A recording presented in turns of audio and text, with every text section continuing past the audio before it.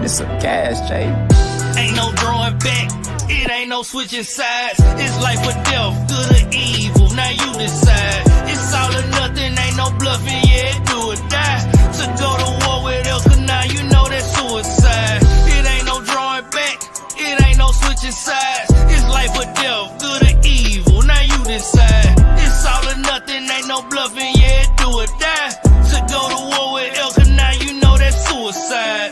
You a servant or an agent, I'm running out of patience. These doctrines getting flagrant, I'm looking for a saving while others seeking payments. Straight and narrow pace in the kingdom, what I'm chasing. Do you know what we facing if we don't get it right? Repent and stay prepared, he come like a thief in the night. True soldiers stay ready, you can't pretend in a fight. Use the weapons that he left us on his ascent to the height. Bro, let's keep it real. If you don't study for the test, then you won't get the seal. Salvation only meant for those to who it's been revealed. Little children, it's the last time. You wanna live or die, it's time to pick a side. Ain't no drawing back, it ain't no switching sides. It's life or death, good or evil, now you decide. It's all or nothing, ain't no bluffing, yeah, do or die. To go to war with Elka, now you know that's suicide. It ain't no drawing back, it ain't no switching sides. It's life or death, good or evil, now you decide. It's all or nothing, ain't no bluffing, yeah, do or die. To go to war with Elka, now you know that's suicide. Follow the shepherd, he'll never leave the sheep behind. Can't avoid that ditch when the blind lead the blind. Ayy, walk in your purpose, we was called to be divine. The end is here, but they can't see the signs. I wonder why. Can't reach the goal if you don't do the work, I hate to try. Without the law, it ain't no way you can escape the fire. Judgment is coming, ain't no running, and you can't hide from it. I'm just keeping it 100. You might laugh now, but later it won't be funny when you get rewarded for bowing down to abundance. Ayy, eternal life or death, it's yours to choose. The Bible holds the clues, salvation of the Jews. Ain't no drawing back, it ain't no switching sides. It's life or death, good or evil, now you decide. It's all or nothing, ain't no bluffing, yeah, do or die. To go to war with Elka, now you know that's suicide. It ain't no drawing back, it ain't no switching sides. It's life or death, good or evil, now you decide. It's all or nothing, ain't no bluffing, yeah, do or die. To go to war with Elka, now you know that's suicide.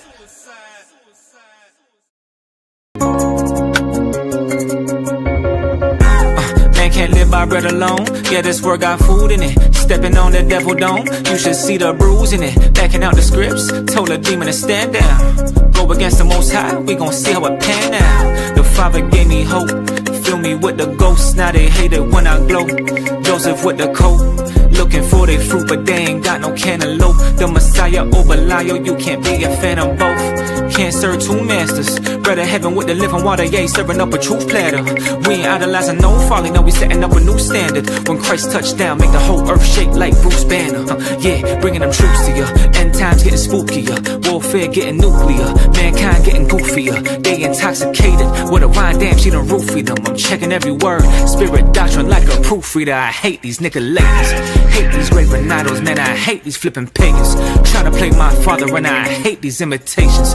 Screaming out Hosanna, we escape that simulation. Better flee to me, Vodies, or else that lake is where you layin'. Great is he inside of me, casting out this net like I was by the Sea of Galilee. Harvest gon' be plenty, but the laborers are few. Matthew 17 and 20, there ain't nothing we can't do. I can't be no lukewarm, fringes with the blue on. Devil wanna deal, but I told him this ain't Groupon. Praise to the Almighty, you know we gon' sing a new song. Hail the King of King, the ultra low, no Jimmy Neutron. If you keep his laws and his commands, then we can fellowship. I don't get with Pharisees and I don't rock with Hellenists. I ain't praising man, cause only Father get my reverence. I'm swimming in the word, it got me feeling like a yellowfin. Yeah, big stepper, Mr. Demon Chin Checker, trying to hear that well done, cause I feel that displeasure. Father pouring out the wrath, and he got a big measure. If it ain't about the kingdom, then I don't give a six letter. You got faith in the Messiah, you got power. I was clean up in that blood just like a shower.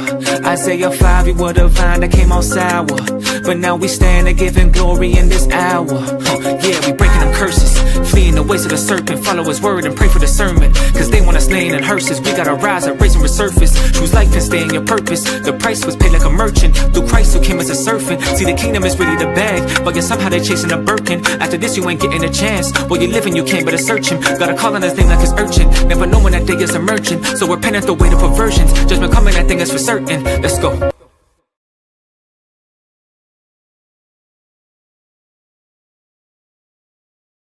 Shalom, shalom, shalom, shalom. All praises, all glory, all honor, all blessings, all power, all strength is unto the Most High Yah, the Elohim of Abraham, the Elohim of Isaac, the Elohim of Jacob. We back at it. Back at it for another post Shabbat chop session. Man, got a lot of things to share with the family. You know, speak on a few things, and you know, we're gonna line them up with the scripture and see where we at in prophecy. Put us on the screen now. You know, I got my brother, my beloved brother, E with me. Most High willing. Some other brothers jump on, but you know, we gonna get into it, family. You got anything to add, Hebrew? All praise to the Most High, y'all. That's it. Hallelujah. Hallelujah. Yeah, family. Tonight we're gonna talk about some, you know, the new wave of artificial intelligence. Matter of fact, let's kick that off first. Yeah, the artificial intelligence. I don't know if y'all done seen this. Hold on. All right, check this out. Check this out. Let's get to know each other, and thanks for watching. The reason this is getting attention is this actress is completely AI generated by a company called Particle 6. Tilly Norwood, 100% AI generated. By some company called Particle 6. She'll do anything I say. I'm already in love. Girl next door vibes. Like if a Sunday roast went to drama school and got BAFTA optimized. But can she cry on Graham Norton? Of course she can, and it will be clipped, subtitled, and monetized on TikTok by lunchtime. President Trump causing some controversy after posting multiple AI-generated videos this week. And one was a deep fake of himself touting a fake medical breakthrough called MedBeds. It's a conspiracy that has roots in the QAnon movement, and it falsely claims the existence of cure-all medical beds and also claims that they are being kept from the public. Now, the president eventually did take that video down, but others showed Democratic leaders Hakeem Jeffries and Chuck Schumer mocking them over the government shutdown. In one, he had Jeffries wearing a sombrero and mustache, which Jeffries has called racist. And We have so far lost the plot. What are we doing? The backlash to Tilly Norwood igniting over the weekend after her creator, Dutch actor and comedian Alina van der Velden, said multiple talent agents have shown interest in signing the AI actress, according to Deadline. That news prompting real actors to speak out in protest. Emily Blunt calling it really, really scary in an interview with Variety, urging agencies to please stop. Van der Velden posting a lengthy statement defending the invention, comparing it to animation or CGI, writing Tilly Norwood is not a replacement for a human being, but a creative work, a piece of art that sparks conversation. Whoopi Goldberg. And see, that's what they want you to believe. That she's not a replacement, or AI is not a replacement, or robots are not replacements for human beings, right? That's what they want you to believe, but that is so far from the truth.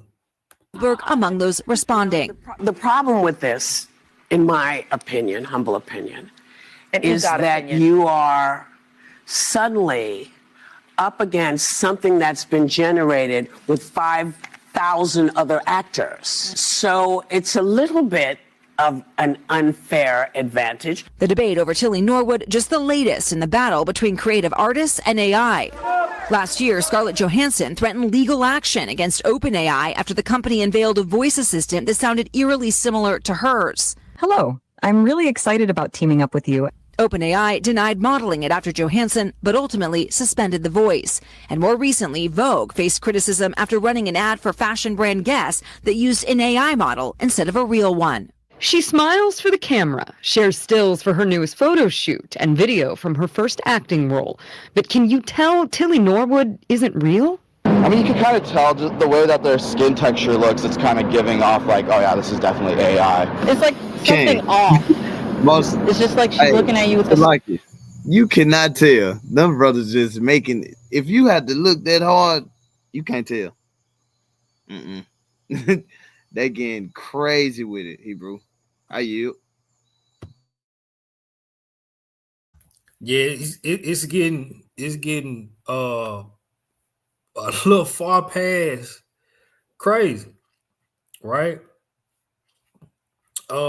I saw the other day, I'm trying to find this video now. I saw the other day where this dude was doing a deep fake video, but he was a man, but he was acting what the video showed him and made him sound like a female.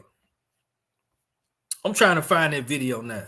I seen what you talking about, Ken. He had turned himself to an old man and then he turned himself to a woman. Yes, sir.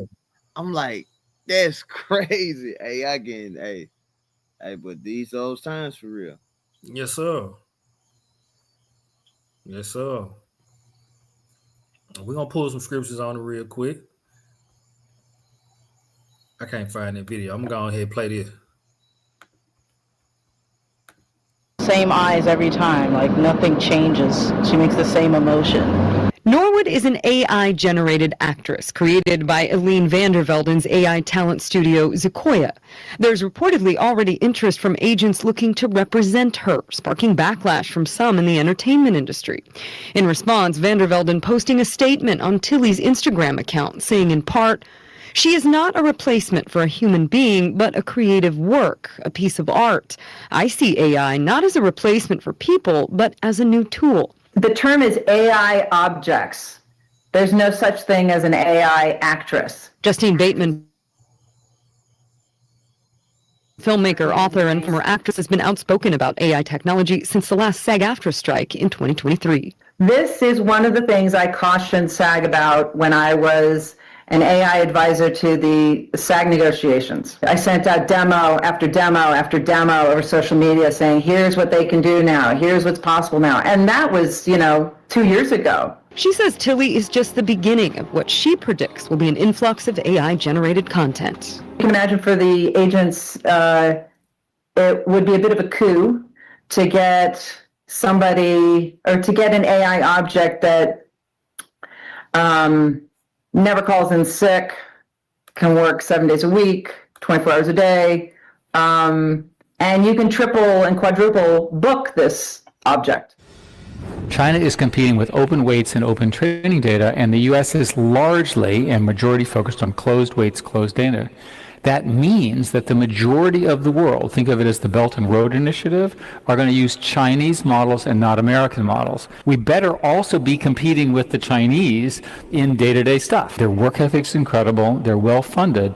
It's not the crazy valuations that we have in America. Right. They can't raise the capital, but they can win across that. Former Google CEO Eric. Let me pause this real quick and just put this out there. Fair use. Fair use.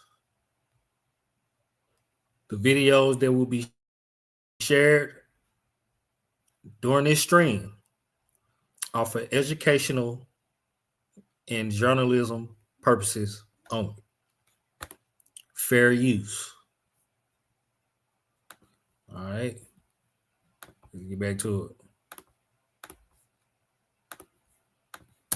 it. Giving a chilling warning. If America does not rethink its AI strategy fast, China could control the future of artificial intelligence. And while he pushes for a new game plan, companies like OpenAI and NVIDIA are throwing billions of dollars to keep the U.S. ahead in the AI race. But critics argue it looks more like a hype bubble than an actual strategy. Both of those things can be true at the same time. Chris, how do you differentiate what is going on? And I don't know if Eric Schmidt is actually the voice of knowledge on this, because quite frankly, Google, which he ran, is really struggling with an AI strategy. I know that they have plenty of money to burn, but what they destroyed their their search business, and it's just a morass. It's called the innovation of their customers. But I digress. But how do you see this world and put Schmidt's comments in perspective? I would offer two observations. The first is when you look at the domestic industries within China, it's a reason why the market there has been so hot for 2 years. I mean, the Chinese stock market has outperformed the NASDAQ. All right, I'm gonna stop there right there. Check this out. Right, this is a video put together on this channel called How to Survive. AI predicts the Great Reset. He did this 3 days ago. Check this out, family.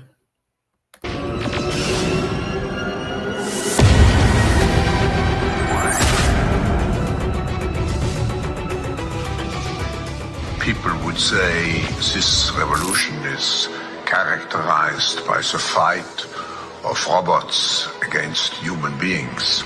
They used COVID as a beta test for how they want to control populations. Now, what if I said to you that your freedoms rested on the resolve of, believe it or not, Russia and China? Working less, earning less, driving less, eating less, heating less. We do not yet know the full extent and the systemic and structural changes which will happen. We do know that global energy systems, food systems, and supply chains will be deeply affected. He says, you will own nothing and you'll be happy. Yes. If that doesn't freak people out, that's some Orwell shit right there. Picture this. You tap your banking app and it spins like a fidget toy. Then this pops up. Funds unavailable. Please remain calm. Your debit card is now just a shiny piece of plastic. Outside, drones buzz over rooftops, sirens howl, and every headline shouts one phrase: the Great Reset is here. That's their plan. It's they plan, right? For them to push everybody into a new world order, the old world order has to be destroyed and eliminated and pushed on the back burner, right? That includes everything from the medical system, the government, the banking system, the monetary funds. Everything has to change. And this is why they're calling it the Great Reset. It's going to be a worldwide reset. Don't believe me? Do your homework. Now, before you start panic eating your canned chili stash, take a breath. We're about to run a high-octane simulation based on what ChatGPT thinks a realistic Great Reset might actually look like. What came out felt like the plot of a dystopian blockbuster. From riots to robots, we'll explore it all and give you key survival tips along the way. Could a Great Reset happen? You see that robot? Let me take that back. Plot of a dystopian blockbuster. From riots to robots, we'll explore it all and give you key survival tips along the way. Why are they making robots to do stuff like that? Why? Why are you training robots in combat? Why? What's the purpose? I think we all know the purpose. We all seen our robot. We all seen Terminator 1, 2, and 3. I think 4. Yeah. Well, yeah. Y'all think these just movies. or TV shows. Y'all think this stuff is just entertainment. They actually are doing these things right under our nose. And if we not aware, if we not covered under the shadow of the wings of the Most High, we gonna be eliminated and destroyed according to their plan. Could a great reset happen? Maybe. Should we prepare? Absolutely. How did one 2020 World Economic Forum meeting spark a global conspiracy? If a great reset hits, do cash and private property vanish? And if the elites run the show, does that mean we'll be monitored 24/7? Strap in. We are already being monitored 24/7. There's somebody monitoring this video right now. Somebody monitoring this stream right now. We are already being monitored without our permission, against the Constitution of the United States. They're already doing it right now. That's right. They're already doing it. This is why people like Eric Snowden are banned from the United States and is a current international fugitive. Right? I'm literally watching the channel be shadow banned as we speak. Literally.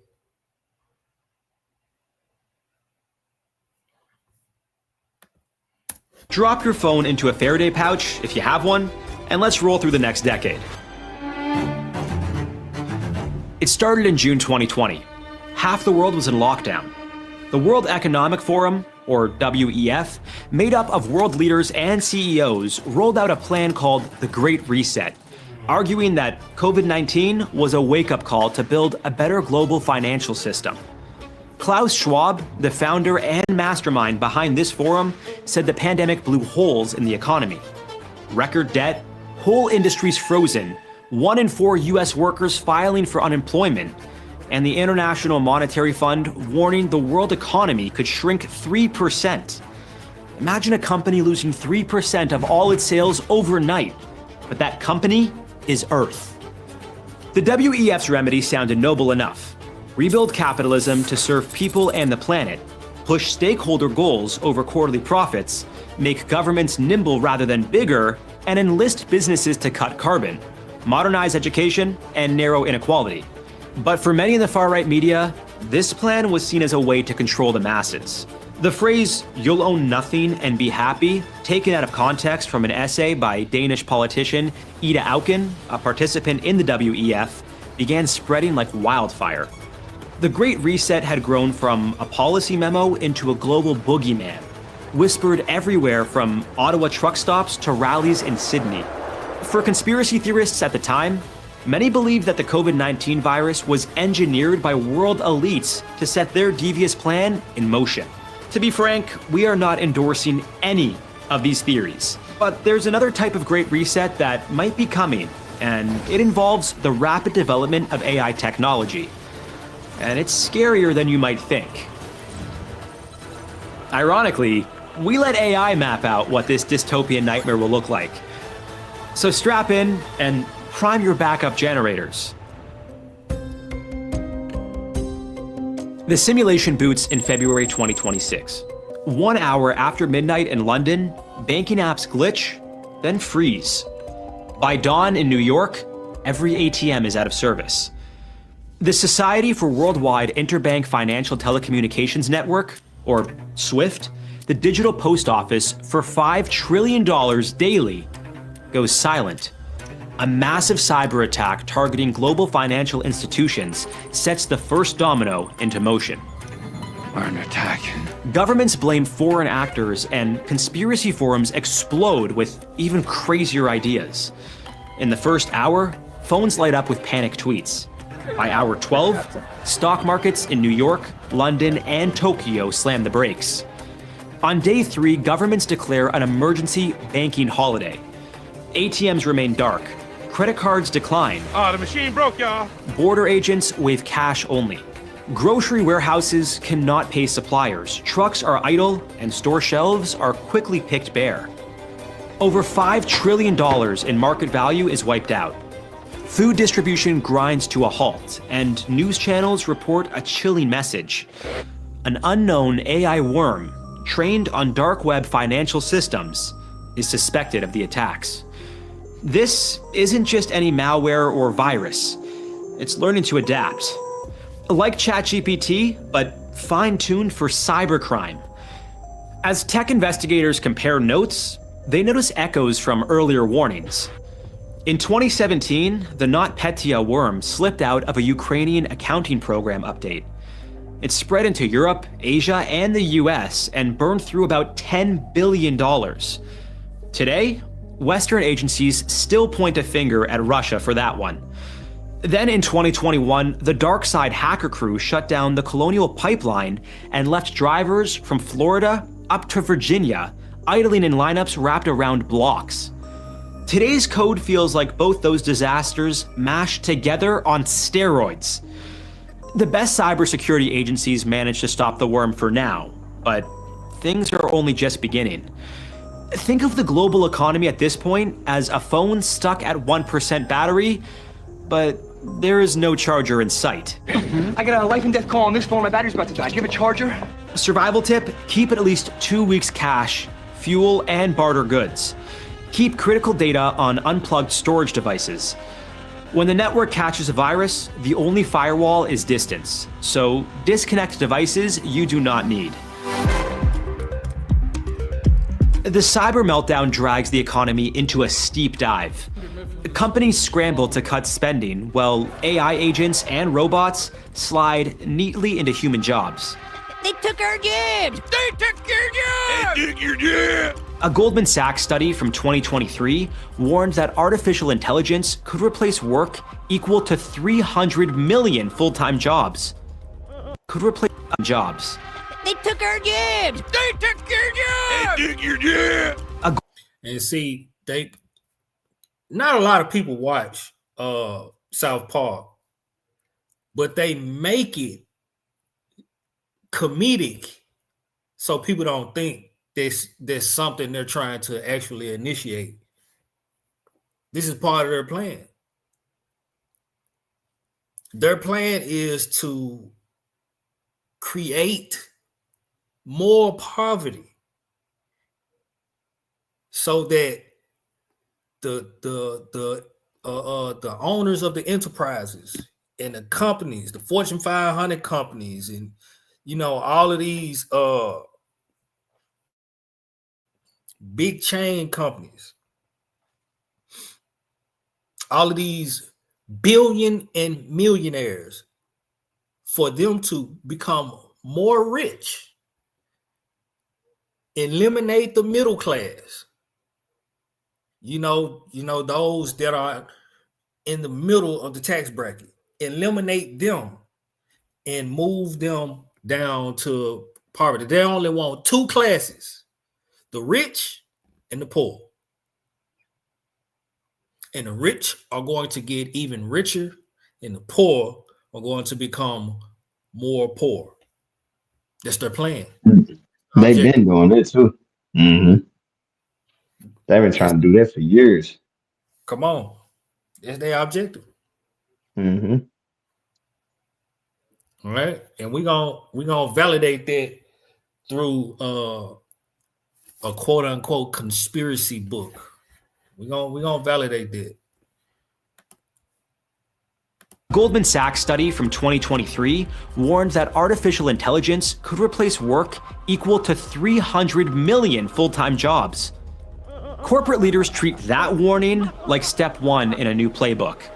Chatbots now draft contracts, handle customer gripes, and scan software for bugs. 12 months in, nearly 40% of office jobs are gone. The slaughter is not limited to cubicles. Government helplines, legal clerks, insurance coders, and even local newsrooms swap night shifts for language models that never sleep or call in sick. The trucking industry turns a corner, too.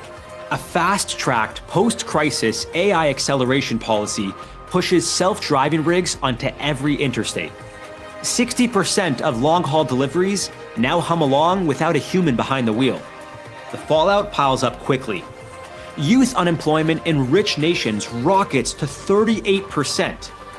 On graduation day, many students trade caps and gowns for protest signs that read, "Humans, not bots." Downtown squares from Chicago to Paris to Seoul overflow with angry crowds. TikTok captures the mood in one viral trend called the pink slip dance.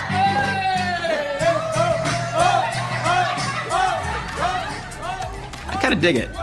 Newly fired workers record one last silly spin as they leave headquarters, a 90 million view parade of nervous laughter.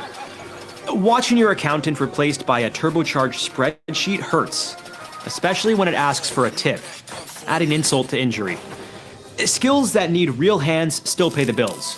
Welding, plumbing, off-grid solar setups, electrical repairs in small towns. If you prefer soil to spreadsheets, learn about farming and water harvesting. A short course at a rural trade school can outshine a fancy resume when algorithms own the office. Hey, excuse me, you're a handyman, right? Can I get you to come look at my oven door? I can trade you services. I have geology skills. As jobs around the world get replaced, the next target is money.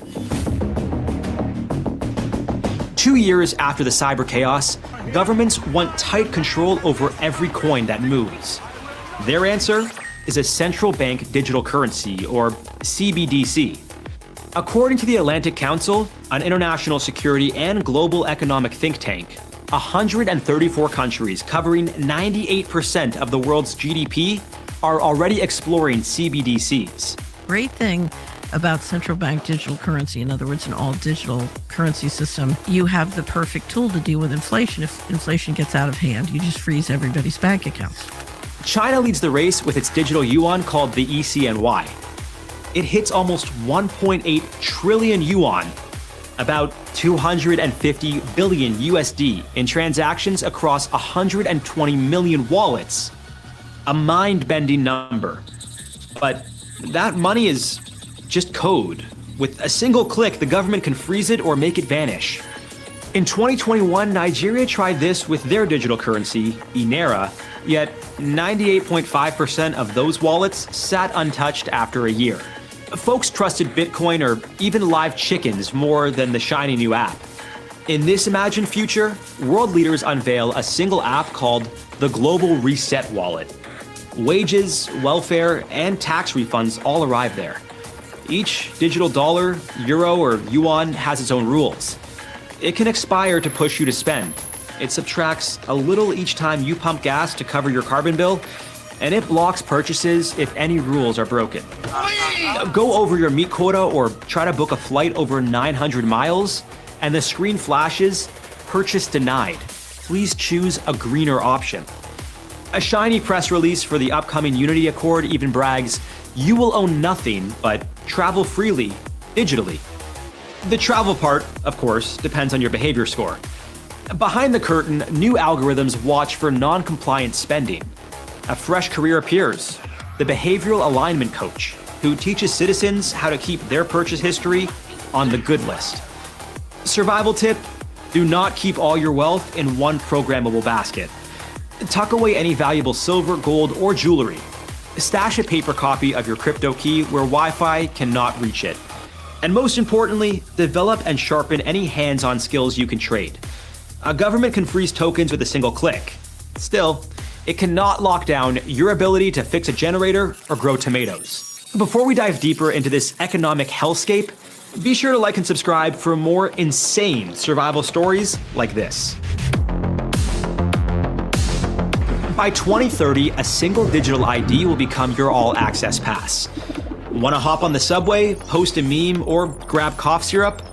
First, let the camera scan your face and match to the database.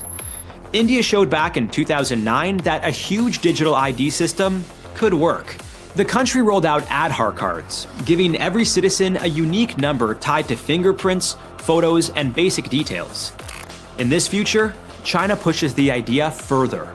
Every person carries a social credit score, while more than 626 million CCTV cameras watch nearly every street. The software does more than match faces.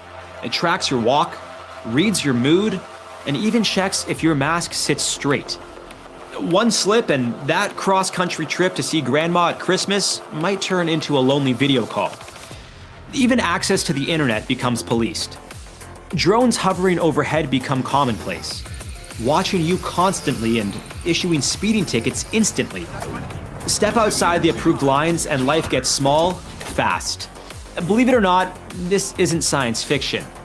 In China, over 23 million people were already stopped from buying plane or train tickets after their social credit slipped. In our simulated scenario, that rulebook goes global. Hit your carbon cap, no flight for you. Miss a loan payment, your wallet will only work at shops in your neighborhood. Remember when losing a boarding pass was the ultimate travel headache? These days, the bigger risk is losing an algorithm's thumbs up and being grounded for good. Survival in this world relies on shrinking your digital shadow. Leave the phone at home occasionally, learn how to read real paper maps, and keep your hard copy ID tucked away. If you absolutely need to vanish from cameras, try a wide brim hat and a hoodie stitched with LEDs that overwhelm infrared sensors. Call it streetwear for the age of total surveillance. The decade ends with a grand summit in Geneva. Under bright lights, world leaders sign the Unity Accord. Every digital currency now talks to the others. Paper cash is phased out, and a giant AI-powered algorithm named Harmony Engine decides how food, power, and money move around the globe. Critics repeat Elon Musk's old warning about an immortal dictator we can never escape, while supporters promise stress-free efficiency. For better or worse, one thing is certain. For an AI, there would be no death. It would live forever. Well, unless maybe an electromagnetic pulse wipes out the grid. But in all likelihood, if the AI is powerful enough, it would devise a contingency plan for that. Speaking of the grid, if you draw too much power in this hypothetical future, your energy allowance shrinks on the spot. The rules shift instantly. Your smart fridge flags you for hoarding cheese and sends a polite notice. Aw, is somebody having a rough day? If you object, you can chat with a customer service bot that just thanks you for your feedback and closes the ticket. Meanwhile, resistance changes shape. Street painters slip hidden slogans into glitchy murals that only human eyes can decode. This is the ultimate CAPTCHA challenge, a test used to determine if you are human. Teenagers swap battered paperbacks on math and science, keeping knowledge alive without plugs or passwords. By 2035, protest rallies spark everywhere, from the cafes of Paris to the jeepney routes in Manila. But authorities barely break a sweat. They open a laptop and click, you have been labeled, and your monetary funds have been frozen. Back in 2022, Canada showed what that looks like when 206 bank and corporate accounts, worth about $7.5 million Canadian, were frozen as a result of the country's Emergencies Act. A show of force that many saw as a necessary means to an end. But that was just a dress rehearsal. Now the freeze happens in seconds and on every continent. To fight back, people build a life that the algorithms cannot see. Solar-powered mesh nodes link rooftop to rooftop, passing messages that can't be traced. Ham radios crackle after dark with code words. Backyard makers run open-source 3D printers that spit out spare parts, valves, and farming tools. Metal tokens stamped in unsanctioned garages buy bread at pop-up markets. In hidden stalls, you might swap a sack of tomatoes for a box of ammo. And yes, even handwritten Spotify passwords. Townships in Appalachia and a cluster of villages in Eastern Europe now run on rain catch barrels, wood stoves, and hand-cranked mills. They teach kids paper math, herbal medicine, and how to mend a broken axle. Skills no AI can repo. Skill guilds. All right, that's enough of that. Y'all go check that out. How to Survive on YouTube, right? I'm gonna read this out of this book called The Illuminati 666. Show y'all that. That's what we're gonna be reading from. All right. On page 177. It's talking about when Adam Weishaupt created the Illuminati, but I ain't gonna start at the beginning, right? It says Weishaupt recruited into his ranks as many young men of wealth and position as possible. Within 4 or 5 years, Weishaupt's Illuminati became very powerful and even had his members directing the affairs of Germany. Weishaupt's goal was to hide the sciences of witchcraft behind philanthropy, destroy Christianity with humanism or atheism, then set up a one world government. In Des Griffin's book, Fourth Reich of the Rich, he shows the outline plan of Weishaupt's world revolution that he helped to produce by these following statements. 1, abolition of all ordered governments. We see that happening right before our very eyes. Y'all think these government shutdowns are just by happenstance? This stuff is planned, family. They plan this stuff out. Right? Abolition of private property. Remember what the old boy said, Klaus Schwab, in World Economic Forum, or the one who wrote the book called Great Reset? Said you will own nothing and be happy. The abolition of private property, right? The abolition of all inheritance, right? That's another way you ain't gonna own nothing. The abolition of patriotism. We ain't the only thing we patriots for is the Most High. We don't fall in it, right? The abolition of all religion, right? They're gonna have one world religion, and it's gonna be Luciferianism. The abolition of the family. The abolition of the family.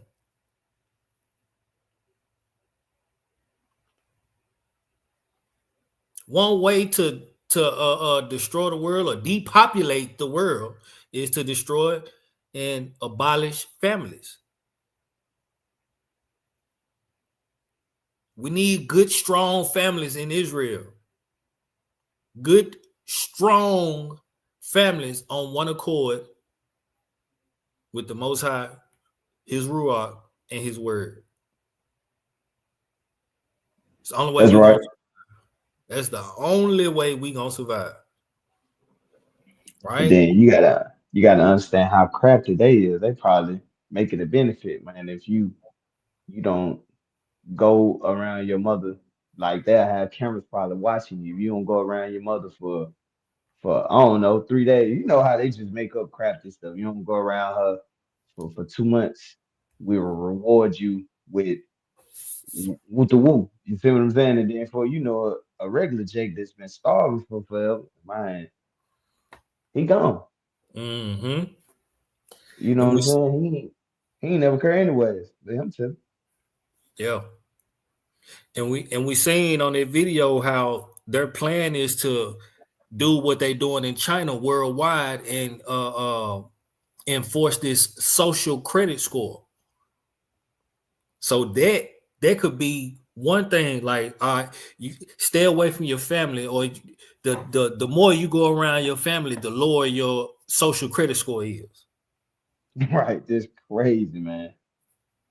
And then that can limit you, like he said something about not paying your loan or something like that, and they will limit you to only spending in your neighborhood. You can't go nowhere. Can't go nowhere. Nothing. Just imagine if you live in a town where ain't no stores and you have to go all the way, say, like, you got to go all the way to Cordova to go grocery shopping. Ain't nothing now in where you stay. You got to go all the way to Cordova to get some. But if you don't pay that loan,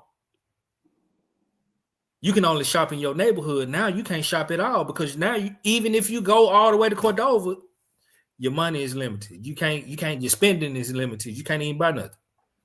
And you know they're gonna deny it if you try to, hey bro, let me you know how Jake go get, hey bro, Yeah. let me cash up you and you pay for Look, they they're gonna monitor. stop it. They monitoring it. They looking at any electronic transactions. They are monitoring right now as we speak without our permission. Mm-hmm. Let me see what these folks buy. And anytime you get brought up on trial or anything before the quote unquote magistrates, they're gonna pull your spending history up or your viewing history. Boom, there goes your quote unquote social credit score. All right. Let's get some more of this. It says the final step in the Illuminati's plan, the final step, number 7, creation of a world government. Says Weishaupt, who was only 28 when he founded the Order of the Illuminati in May 1st, 1776. That's a key date, ain't it? 1776. Mm-hmm. I believe the very next year, they signed the Declaration of Independence, didn't it? I think it's in the same. You said 1776, right? Yeah. Yeah, that's the same year. Let's see. They signed it in 1776. Yep. So It was the same year. Sure did. Look, what's that? 3 months later, he founded the Illuminati on May 1st, 1776. The Declaration of Independence was signed August 2nd, 1776. But according to history, right, they actually had this implemented and written out in 1772. All right. It says Weishaupt, who was only 28 when he founded the Order of Illuminati on May 1st, 1776, did not make much progress until he met a high-ranking Freemason named Baron von Neig. Von Neig had been Von Keeg or whatever. Von Neig, Von Neig was not only a high-ranking Freemason, but he also had been admitted as a master of most of the secret societies of his day. Von Neig was, like Weishaupt and all masters of these secret societies, an expert occultist. To spread his order and give the Illuminati higher influence in the world, and because Freemasonry is akin to Illuminism, Weishaupt connected with the Masonic institution, right? He was initiated in 1777 into Freemasonry in a lodge at Munich that he planned to use to promote his world revolutionary ideas. Baron von Neig joined Weishaupt's order in 1780 and soon became a leader, dividing with Adam Weishaupt the control and direction of the order. All initiates of the Illuminati were required to take an oath to secrecy and bind themselves to perpetual silence, unshakable loyalty, and submission to the order. Like Freemasonry, only a few top men within their organization actually understood their true goals. The world accepts Freemasonry as a great benevolent society teaching the highest possible degree of morality and virtue. And you want to know something else about the Declaration of Independence? Most of the men that signed that Declaration of Independence were Freemasons. The very first president of these United Snakes of America, George Washington, was a Freemason. Thomas Jefferson was a Freemason.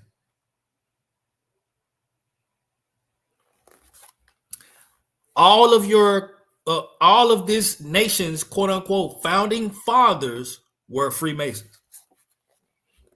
So that should tell you why Freemasonry is so prevalent in the United States. If you look at the map of Washington, D.C., you would not only see in certain streets around the Capitol, the White House, and I forget the monument over there, certain buildings, right? Them streets, when you look at them streets, they line up as a inverted pentagram and also a ruler and compass, which is the sign of Freemasonry. Y'all go and watch the movie, what's that, National Treasure. Go do your homework, watch that movie. Right? It says, the world accepts Freemasonry as a great benevolent society teaching the highest possible degree of morality and virtue. Since Freemasonry enjoyed prestige and honor, Adam Weishaupt and Baron von Neig planned a world takeover by using the Fraternal Order of Freemasonry. Their plan was to penetrate into the high levels of the order, then take control in directing the affairs of the nations into an eventual one world government. However, since papal Christianity was both church and state and had been the dominating power that Satan used to control the affairs of the world in Weishaupt's time, Satan was making ready an even worse satanical influence that would gradually unite all paganism, false Christianity. This the Christianity that we know as today. And all governments of the world under one banner. Catholicism. What is the Pope before he, I don't know if he died, did he die or resign or whatever? He died. I think he died. Yeah, he died. That Pope, right? Before he got up out of here, he was pushing a one world religion, one world language. That's part of the one world order, the one world government. What it say? Number 5, step number 5, abolition of all religion. It's going to be one religion. It's going to be under the guise of Catholicism, but it's going to actually be Luciferianism. Right? Says Weishaupt's step was, however, to get control of the International Order of Freemasonry. In order to gain control of the Order of Freemasonry, Weishaupt and Baron von Neig tried to sell leaders of Freemasonry on the idea that their Order of the Illuminati had a higher, much older, and more mysterious system than any of the higher degrees of Masonry. In its internal organization, the Order of the Illuminati was divided into 3 great classes: the nursery, symbolic Freemasonry, and the mysteries. Adam Weishaupt's plan for world takeover was to operate undercover as long as possible, and when the gullible world finally found out, it would be too late to stop them. This is where we at now. It's too late to stop them. It's too late. The Illuminati was to be a secret society within the secret society of the Freemasons, and to stay hidden from the vast population. Adam Weishaupt and his co-conspirators selected for themselves code names such as Spartacus. That's a very, very, very popular show on HBO or Cinemax or one of them today, right? Spartacus. Von Neig became Philo, and Herr von Zwack was called Cato. The Illuminati also tried to hide their locations as they traveled in different countries, spreading their poison. They did this by using code names to communicate where they were. For instance, Ingolstadt, Germany, where the organization originated, was given the fictitious name of Ulysses. Eleusis. Austria was Egypt. Munich was called Athens, and Vienna was Rome. The Illuminati invented its own calendar, and the names of the months were also given code names, such as Demi for January and Bimi for February. All right, y'all get that book. We're gonna keep it moving for time's sake. Y'all get that book. Very, very, very, very interesting stuff in that book.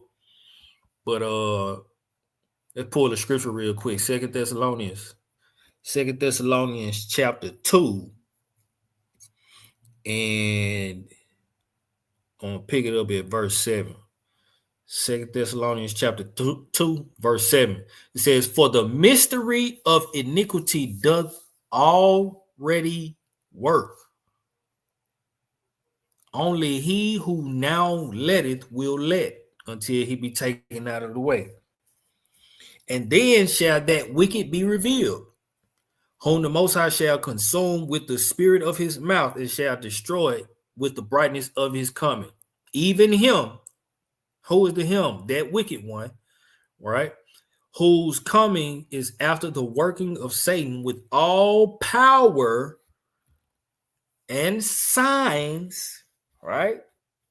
This artificial intelligence, signs and lying wonders, and with all deceivableness of unrighteousness in them that perish, because they receive not the love of the truth, that they might be saved. Right? With all deceivable. Now, everybody on this earth is being deceived with this artificial intelligence. Everybody.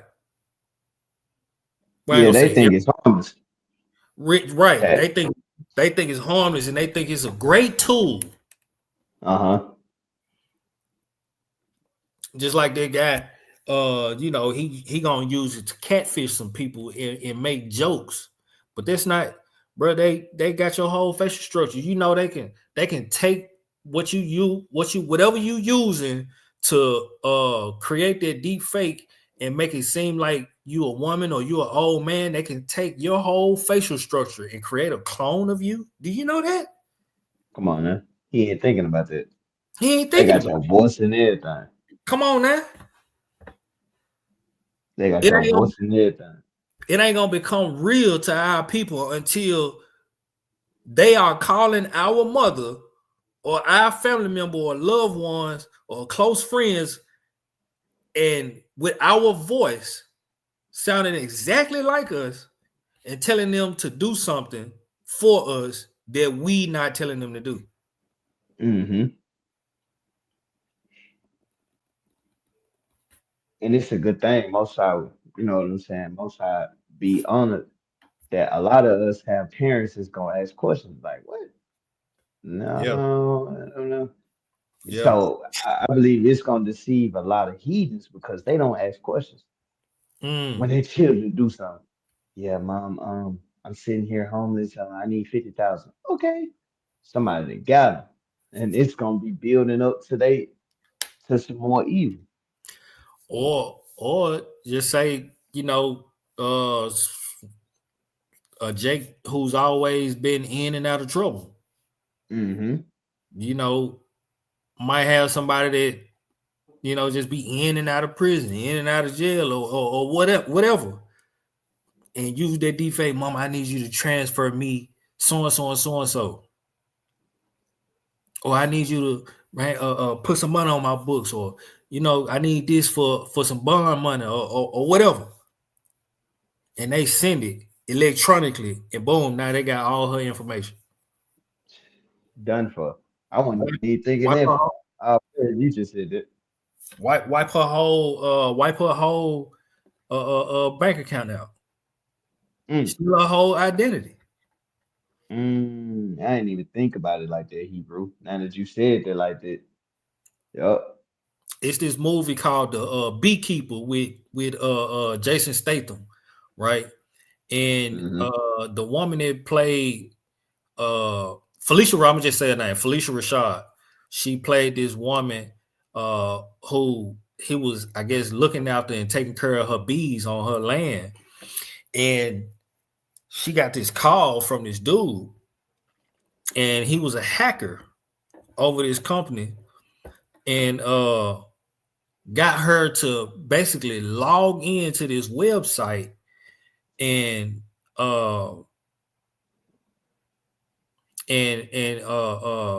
put all her information in, and he was watching from his side of the screen, her put in all her information, and once she did, took all her money, up to $2 million. King, I remember that. I don't know if you remember, but we was at Isaiah's house when we watched it. So I remember this in Hebrew. Yeah, Yeah, that was crazy. Took all her money and led to her committing, unaliving herself. You know what I'm saying? That's So crazy. we got to be careful.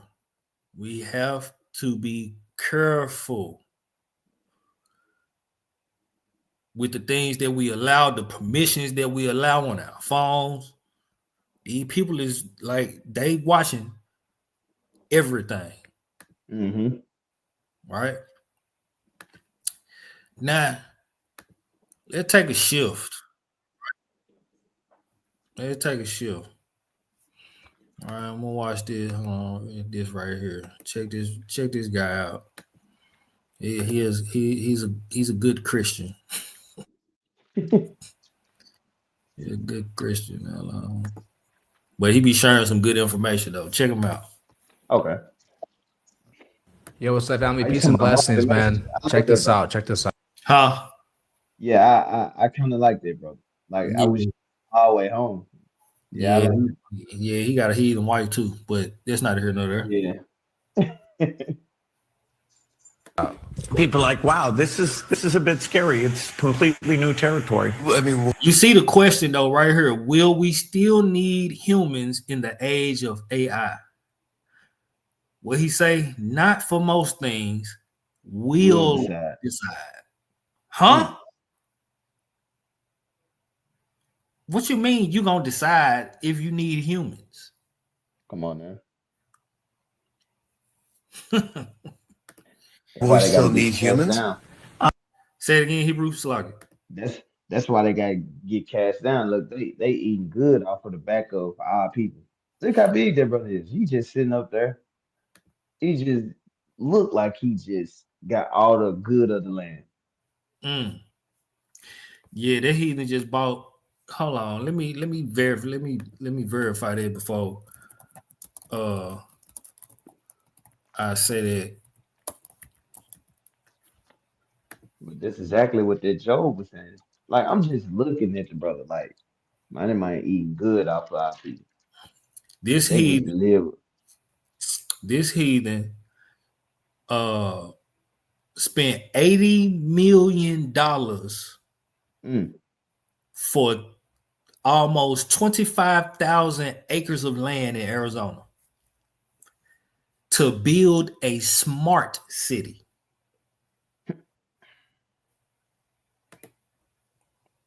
Job 9:24. Come on. Job 9:24. All right. And it's billionaires all over the world, all over the United States that are buying up farmland. For what? What you buying all this farmland for? Check them out. Not for most things. We won't need him. Not for most things. What you gonna need them for?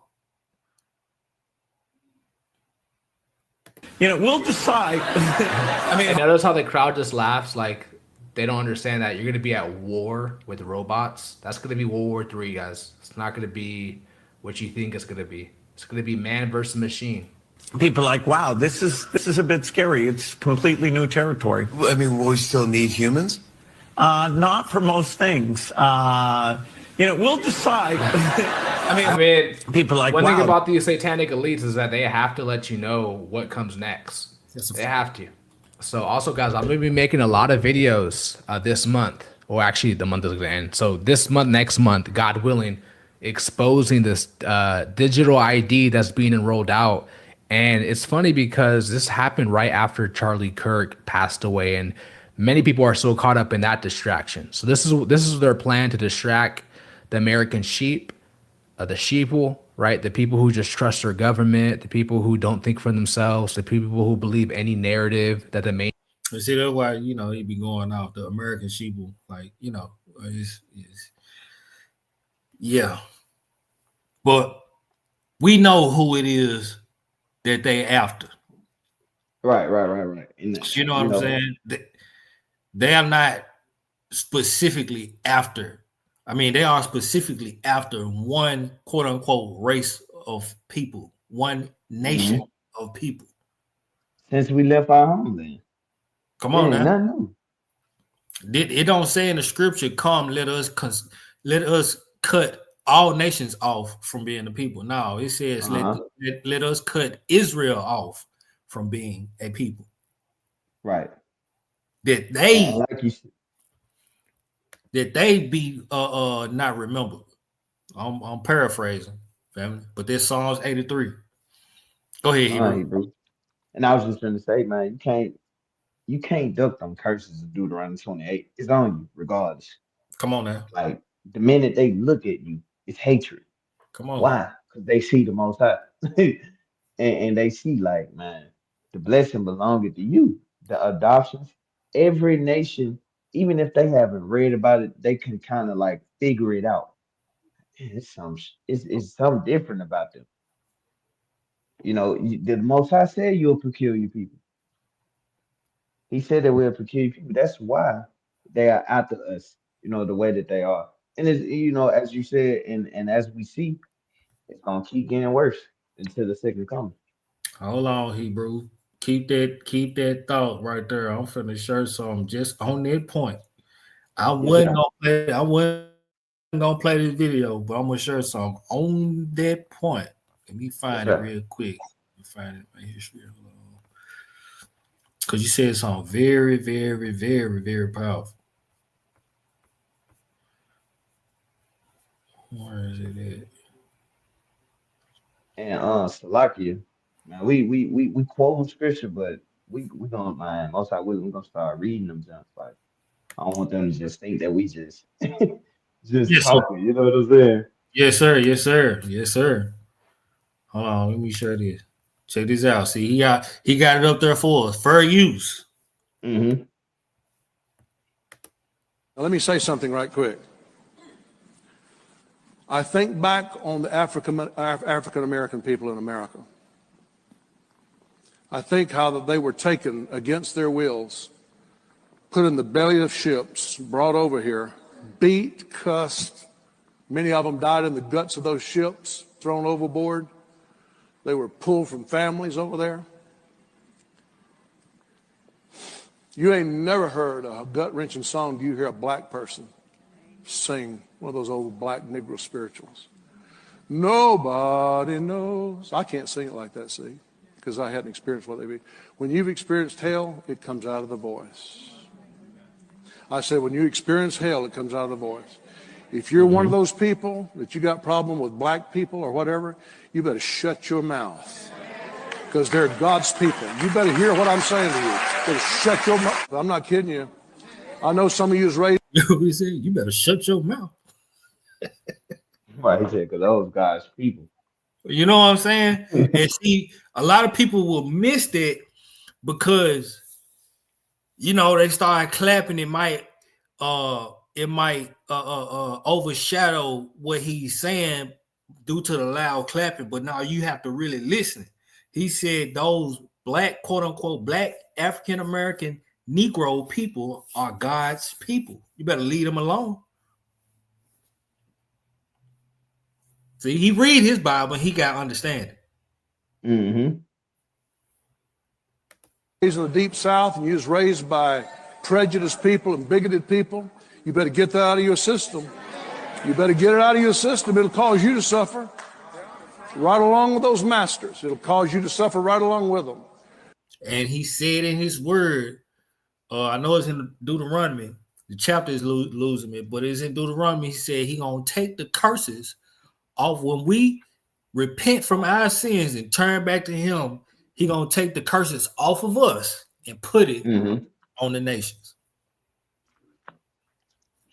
Grab that for me, Hebrew. I'm looking. Hold on. Let me look it up right now.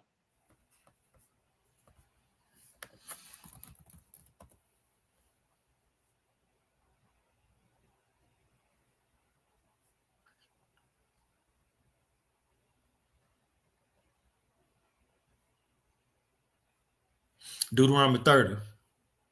Deuteronomy 30. 30 and 7. Yep. Pick it up at verse 3. This is the book of Deuteronomy. Yeah, pick it up at 1. Pick it up at 1? Okay. Yeah. This is the book of Deuteronomy chapter 30 and verse 1. And it shall come to pass, when all these things are come upon thee, the blessing and the curse which I have set before thee, and thou shalt call them to mind among all the nations whither the Lord thy God had driven thee, and shalt return unto the Lord thy God, and shalt obey his voice according to all that I command thee this day, thou and thy children, with all thine heart and with all thy soul, that then the Lord thy God will turn thy captivity and have compassion upon thee, and will return and gather thee from all nations, whether the Lord thy God had scattered thee. If any of thine be driven out unto the outmost parts of heaven, from thence will the Lord thy God gather thee, and from thence will he fetch thee. And the Lord thy God will bring thee into the land which thy fathers possessed, and thou shalt possess it, and he will do thee good and multiply thee above thy fathers. And the Lord thy God will circumcise thine heart and the heart of thy seed, to love the Lord thy God with all thine heart and with all thine soul, that thou mayest live. And the Lord thy God will put all these curses upon thine enemies and on them that hate thee, which persecuted thee. All praises. Read that verse 8. Verse 8. And thou shalt return and obey the voice of the Lord, and do all his commandments which I command thee this day. And see, this ain't gonna happen unless once we return. We can't just return and not obey. We can't just, you know what I'm saying? I mean, you ain't gonna be obedient unless you return, because if you won't return, you ain't gonna know what to do to be obedient. But this ain't gonna happen until all Israel or the whole number that is been elected to return back to the Most High and obey his voice with all their heart and with all their soul. Then we gonna be gathered. And then he gonna put all the curses. We see it happening. We see some of the curses being poured out on the heathen. I have never seen as many homeless heathens as I have in these past 2-3 years that I've been on this earth.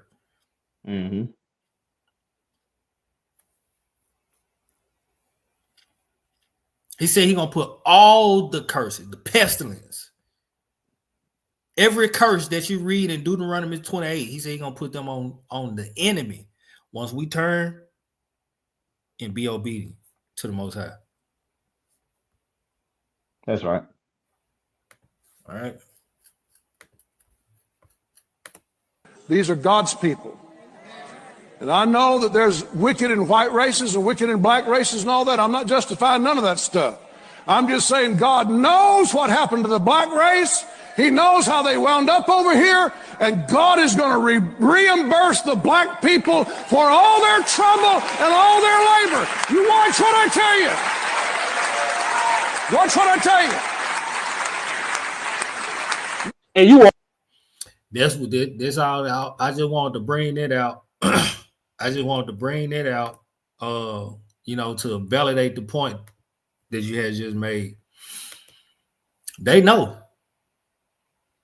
All praises, Hebrew, and they know. And as you can see, you still got the heathen in there with a heart like Pharaoh. Most of when he sent his messages, hey, let my people go. They still like, nah, I can't do that. Come on. Yeah. What's that in Zechariah? It said he sell it. He selleth them and say, blessed be the Lord. To his people, pity him not. Let me find it, man. Let me find it. This is Zechariah somewhere, man. This is Zechariah somewhere. So lucky. If you get there quicker than me, let me know. Zechariah 11.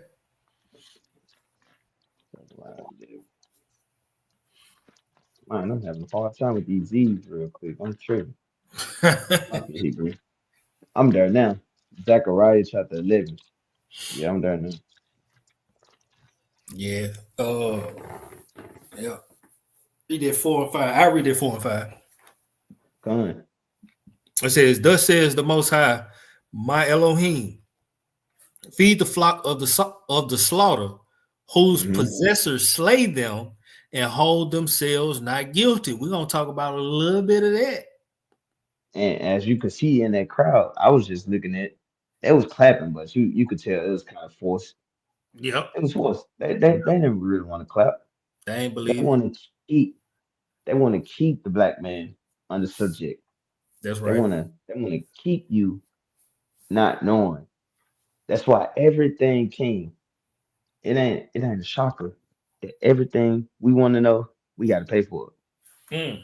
Yeah, a trade, a skill, anything that you want to know that's gonna help benefit you and could possibly, help your family out and build some type of any type of wealth that make you pay for it. Oh yeah, because back in the days, they were actually taught this stuff for free in their schools. And it was in our schools. You had the vocation classes where they teach you, they send you to shop, teach you how to work on and build cars and stuff like that. Teach you mechanics. They teach you all this stuff in vocation school, but they got that up out of there. I think it was like 1999, 2000 when they took it out of my school. There was no more what they call Votech. Yeah, they had Votech at Ridgeway. I had to leave because I had to go take a foreign language. You had to get 2 years of foreign language. I'm like, what is that gonna help me? Knowing French. But yeah, King, but like I get what you're saying, like to brothers and sisters whose mothers is not that fortunate or fathers not that fortunate, they gotta go to somewhere like Hamilton, or somewhere like Kingsbury, you know what I'm saying? Like somewhere like Westwood, you know what I'm saying? Like those programs ain't probably being offered. Yep. Yep. Keep it out of our neighborhood. Yep. Mainstream is pushing. This should be more talked about because all over the internet, all you see is Charlie Kirk, and all this digital ID is kind of being swept under the rug. This should be revolted. Everybody is, fake outrage over what happened with him. Okay, he was just a sacrifice to the elites, which I talked about. And it's funny too because when I was the first one to say that, it wasn't popular. Now you see all these videos of people coming out exposing Erica Kirk and all that type of stuff. But when I was the first one to say, I lost hundreds of subscribers, So whenever you're the first, that just whatever, it is what it is. Okay. I'm also like I told you guys time immemorial, man, for years. Check out my content if you don't believe me. At the mark, the digital ID, guys, is all tied to it. And here is one of their ways that they have If you're planned. planning a trip to Europe, you're going to have to hand over way more than your passport when you get there. As part of a new entry-exit system, visitors to most European countries will have to provide 4 fingerprints and a facial photo at a self-operated kiosk. The information will be stored for 3 years, with the photo being used for ID verification on later visits. Travelers who refuse to provide their biometric data will be denied entry. The goal of the program is to enhance security and speed up border crossings, it is said. The new system. Hold up, I'm gonna pause real quick. Who asked for this? Like, why is this needed? You have to like start questioning things like why is it? Why are they doing this? You know? System is set to be rolled out over 6 months, starting in October, and applies to 29 countries, including popular destinations. So a lot of people will look at this and like, well, it's not America, so we're good, you know. But this is in, as you guys can see right there, it says France, Italy, Spain, the big countries in Europe. Best believe, guys, this will slowly come out in America too as well. So like I said, this should be talked about. This should be trending. The mainstream should be talking about this. But it's all about distracting you from what's really taking place, what's being swept under the rug. Okay. So the digital ID to me, it's all tyranny. It's to enslave you, to take away your freedom. Okay. To take away your rights. Right. And once again, guys, this is all stuff that the Bible warned us what would happen. The digital ID, you know, you had the elites talking about how, you know, you won't be able to work a job. So pretty much you won't be able to buy or sell. Okay. And a lot of the people over there in China are already being affected by this, because this is already happening, guys. All this digital ID stuff, guys, all this market of beast technology, it's already happening around the whole entire world. But many people don't even see it, and many people don't even know it, because they have the elites, the satanic elites. Okay, they have everybody distracted by things that don't even matter, you know. I'm gonna stop there right there. One thing they have people distracted by is Bad Bunny performing at the Super Bowl. They're distracted by it. They so enthused and Bad Bunny. You got a cross-dressing, whatever it is, performing at probably the second most barbaric sport and the second most popular event. Well, I ain't gonna say the second, but the most popular event in America, the Super Bowl. And I was going to say, that brother got outed as being a homosexual. Yeah. Years ago. Yep.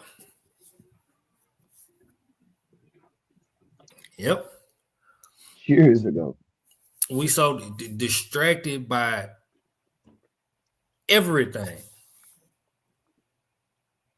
When something happened, distracted by this Charlie Kirk thing.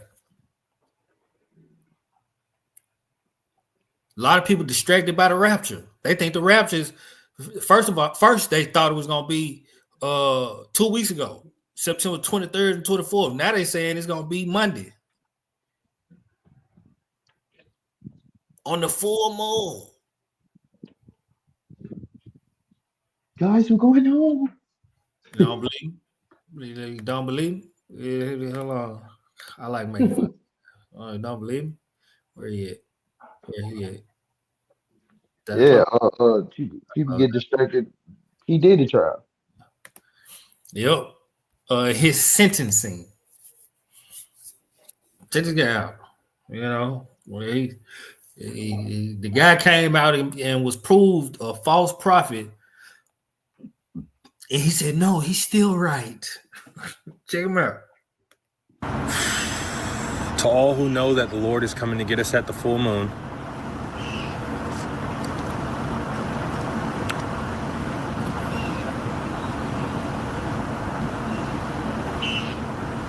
it's strange to say, but our job is done.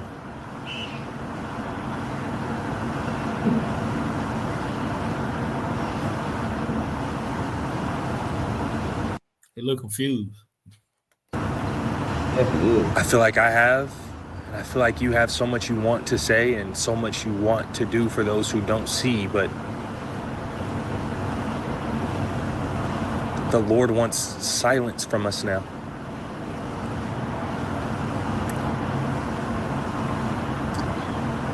The Lord is going to begin speaking this next week. He will speak loud and clear. And people will seek to know what's happening. And we are not to respond. This will be the fulfillment of the 5 foolish virgins asking for our oil.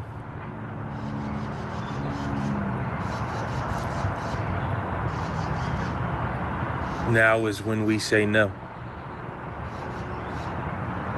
Yeah, all right, that's enough. Right, let me share this. Right, and this is a brother. Mikael put this on my mind earlier when we was talking about this. He said something is significant about this date over there with the Israelites. All right, check this out. This is the AI overview, right? Based on recent events from October 6, 2024, and historical events on October 6, the following information relates to Israel, right? October 6, 2024 marks 1 year of the Gaza war, right? They allegedly just signed a peace treaty. Allegedly. Right? October 7th, 2023. Right? Vigils were held in Tel Aviv to mourn the victims of the October 7th, 2023 attack and protest demanding an end to the war took place in cities around the world. Right? Check this out. October 6th, 1973. Which coincided with the Jewish holiday of Yom Kippur, right? Their Day of Atonement. I ain't gonna say it's ours because we probably don't do the same thing. They got totally different traditions. Right. Yom Kippur, a coalition of Arab states led by Egypt and Syria, launched a surprise attack on Israel. Right.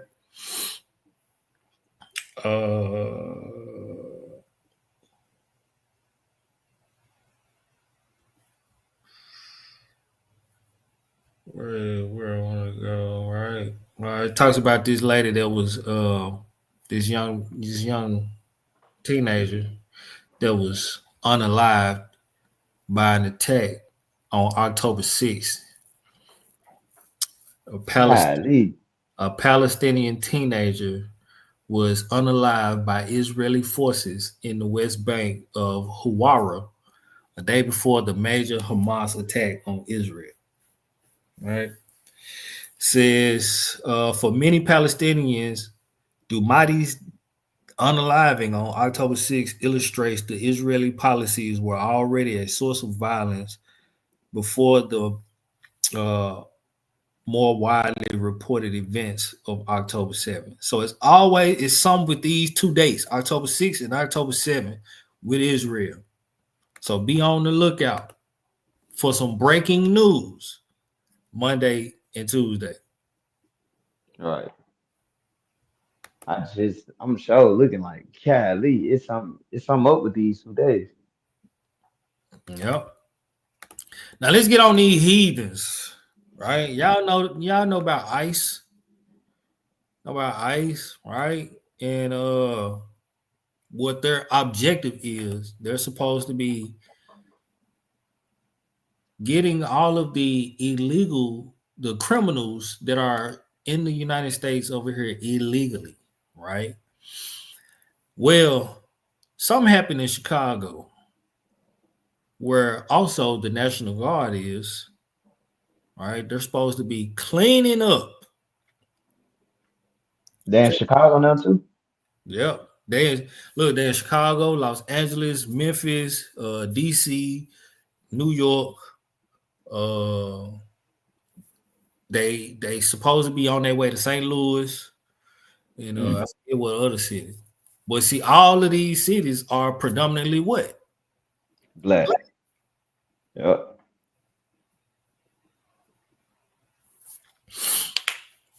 It ain't a war on crime, it's a war on the children of Israel. Come on now. Whether you know it or not. So it's best to choose up a side. And the winning side is the side of the Elohim of Abraham, Isaac, and Jacob. That's right.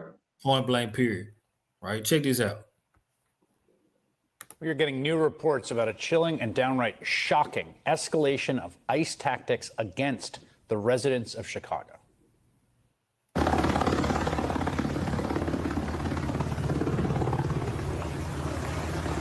the middle of the night, hundreds of armed federal agents and police, backed up by riot trucks, smoke grenades, and helicopters, breached fences and busted doors in an immigration raid on an entire apartment building on the city's south side. They pulled dozens of residents from their homes and zip ties, including children, some of them without any clothes. They then held some outside for hours and dragged the others into rented vans. It was scary because I've never had a gun put in my face. Neighbors like Ebony Watson says they ducked for cover as they heard several flashbangs go off. They was terrified. The kids was crying. People was screaming. They looked very distraught. I was out there crying when I seen the little girl come around the corner. Because they was bringing the kids out too. Had them zip tied to each other. One of them literally laughed. He was standing right here. He said, them kids. They zip tied the kids together. ICE put out a statement saying they were pursuing Trinidad gang members. But U.S. citizens living in the building say they were detained too. The cops told them that if they had any unrelated warrants, they wouldn't be going back home. 37 people were ultimately arrested after agents separated children from their parents on the street. And if you're looking at this and asking yourself, how is this legal? That is the right question to ask. And it has kind of an answer. And to understand it, you have to go back to Los Angeles this summer, where federal immigration agents started pushing the envelope on orders from the White House. They raided Home Depot parking lots and Walmart lots, and they grabbed people they saw. Near one Home Depot, masked agents with batons grabbed Narcisco Barranco, who has lived in the U.S. for more than 30 years and has 3 sons serving in the Marine Corps. Agents beat Barranco on the ground, dislocating his shoulder before detaining him. In Van Nuys, agents raided a car wash, remembering this, sending patrons and workers scrambling before the 79-year-old owner, who is a U.S. citizen named Rafi, tried to ask them what they were doing. That is when Rafi was taken down by agents and eventually handcuffed. Rafi says he was injured in the process. And they sit on me. This is my elbow about a week ago. And this is my arm. Rafi says he and 5 others at his car wash were taken to a federal detention center downtown. We're still working to learn more about why they were detained. And that man is not alone. Look how you got my hand. You're twisting that. I'm American, bro. Yo, these guys are literally based off of skin color. What do you say? Literally based off of skin color, but you see that they the same complexion.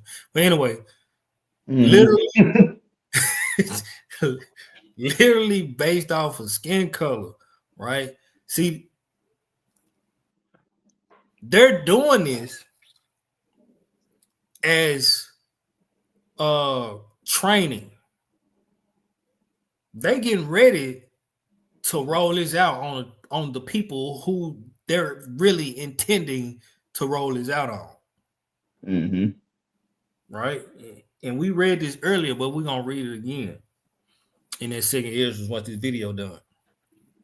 My homie was born here just because of the way he looks. Agents kept stopping people they suspected of being undocumented immigrants for no reason other than they weren't obviously white. Like, what did he say? None other than any. What did he say? For any other reason? Let me take it back. Being undocumented. Agents kept stopping people they suspected of being undocumented immigrants for no reason other than they weren't obviously white. for no reason other than they weren't obviously white. Come on. There's that objective right there. But it's really for the people who they have the true hatred for. Right. The children of Israel. They wasn't hanging every other nation like they was hanging Israel. They wasn't feeding any other nation to alligators like they was doing to the children of Israel. They wasn't skinning any other nation and wearing their skin as jackets and purses and shoes like they were doing the children of Israel. They wasn't hog time and making meals for elite dinners out of the children of Israel. I mean, out of any other nation like they were doing the children of Israel. Come on, King. Come on now. And these times are come. They want to make America great again. And they said the last time that America was great was during slavery.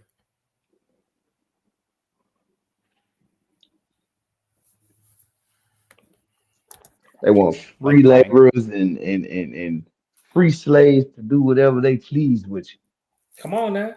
And look, They this wanna, when Salaki, when Bill Gates said, you know, when he asked Bill Gates, will you need humans once, you know, the AI thing fully rolls out? He said, no, not for most things. Well, what you gonna need it for? To be your slave. right.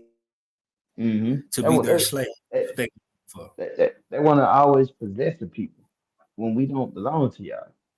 Come on now. And you're gonna have more people that are tough than weak. So they're gonna go and kill all the tough guys instantly. And they're Yep. gonna slave. That is the same thing as slavery. They're gonna try All the to. tough guys got killed. Yep. And they kept the ones that ain't gonna buck up. Yep. Then he gonna have a generation. They try to keep making generations of people that are spineless. It's gonna let them walk over them. But every now and again, when they try to do that, King, what they do, they make a baby that think way different from his parents, and he Come ain't on, going man. for it. Come on, He man. ain't going for it at all. You got to think about how the Israelite awakening happened in America. You didn't get permission. You didn't care who ridiculed you. Hey man, look, Come on. I'm Hebrew and I'm standing on it. It's gonna be the same thing in those times, Hebrew. Yes, sir. They coming. They coming. It's on the way. It's on the way. Yep. Closer than we know it. Yes, sir. They want the spineless Hebrews, the ones Let's that's gonna let them do whatever. let's get this second Ezra's before I play the last video. Okay. Second Israel's what chapter, Hebrew? 16. Second Ezra 16. 16. Second Ezra 16. What verse, Hebrew? Pick it up at 64, 64, 65. This is the book of Second Ezra, chapter 16, verse 64. Therefore hath the Lord exactly searched out all your works, and he will put you all to shame. And when your sins are brought forth, ye shall be ashamed before men, and your own sins shall be your accusers in that day. What will you do, or how will ye hide your sins before the Most High and his angels? Behold, the Most High himself is the judge. Fear him. Leave off from your sins and forget your iniquities. Ooh, I need mine. Look, King, that John just spoke. I need that one. Let me get let me get that taken down. Let me get that taken down. So like you can. I didn't mean to get like that. Verse 67. It says, behold, the Most High himself is the judge. Fear him. Leave off from your sins and forget your iniquities, to meddle no more with them forever. So shall the Most High lead you forth and deliver you from all trouble. For behold, the burning wrath of a great multitude is kindled over you, Mm. and they shall take away certain of you and feed you, being idle, with things offered unto idols. What you being? How you gonna be idle? You not doing the Mm, things. You not doing the things to serve the Most High. mm, Our people gonna be so idle Monday.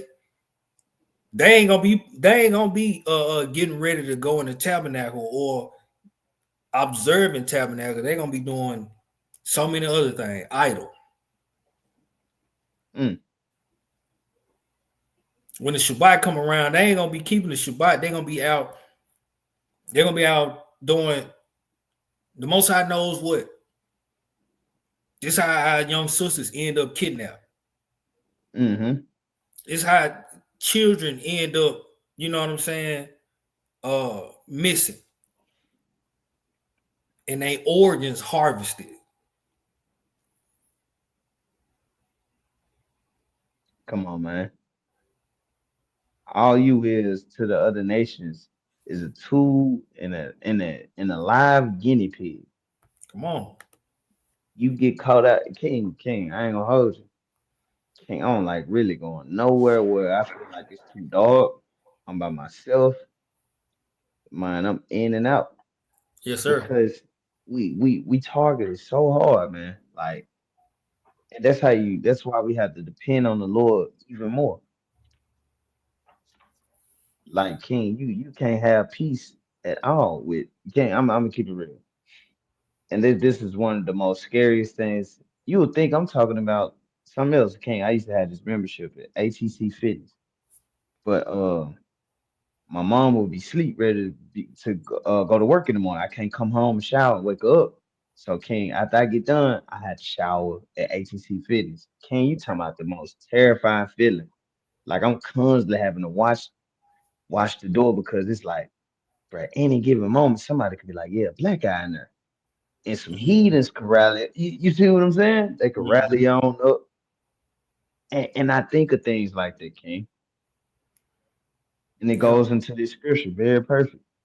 Yeah, we got to always be aware of our surroundings. Like I told you, I was reading this book earlier, and it was speaking on like situational awareness or just awareness, period. And there's Hmm. different levels of white, yellow, red, and black, right? And the white is somebody that's just not aware of anything. They not aware of their surroundings. They don't know if somebody following them. They don't know, you know what I'm saying? They couldn't tell you uh anything about anything in their surroundings, right? And then there's the yellow, and that's somebody that's aware but not fully aware, right? Hmm. They see certain things, but they can't spot anything like specific. You know what I mean? They can't tell you uh what the person sitting next to them is wearing. Then there's the red. There's somebody that's uh aware and like is on alert. They hear a noise, they're going to check it out. Right. And then in the black, there's somebody that's like on a professional level, like a SEALs team or a SWAT team level of awareness that hears a noise and goes to check it out, but is already making preparation to defend themselves in their house or their family or whatever from whatever they're hearing. But we always have to be aware of our surroundings because we never know. Right, King.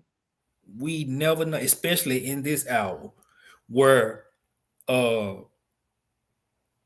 where these people's courage is being stirred up. Their hatred is being kindled. Right? He just said right there in verse 68, the burning wrath of a great multitude is kindled over you.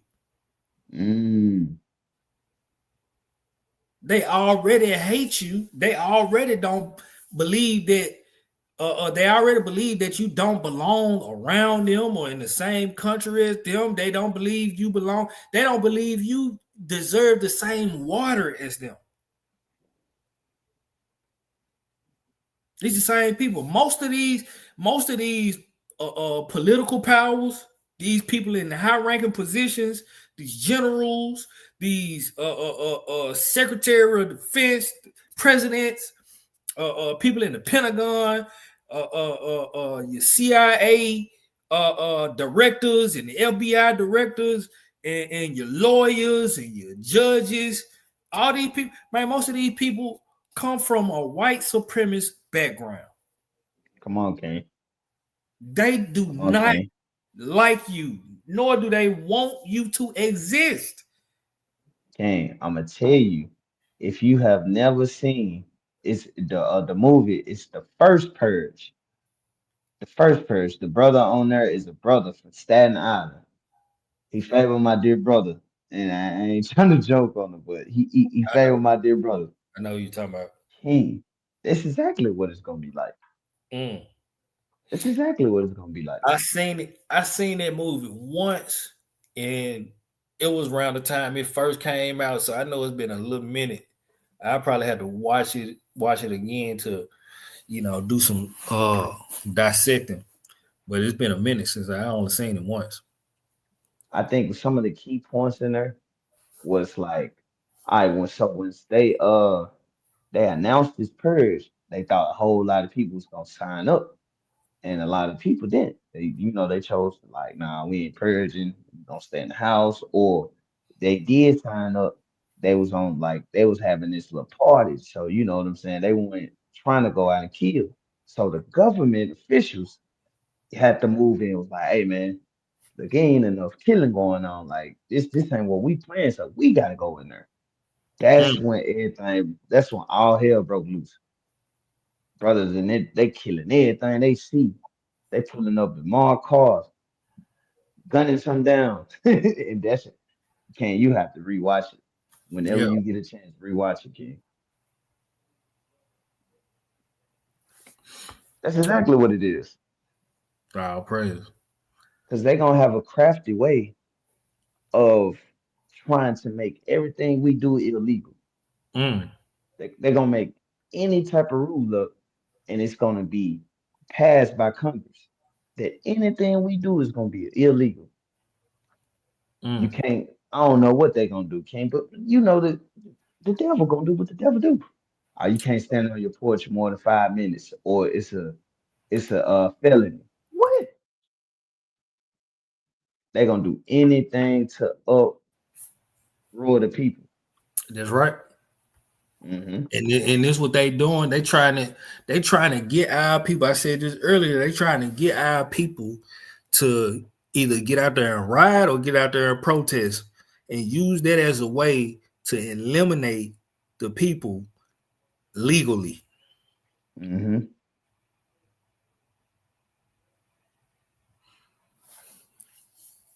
Y'all stay aware. Don't finish that or read that down to 70, Hebrew. We in 68. I'm going back. Second Ezra 16:68.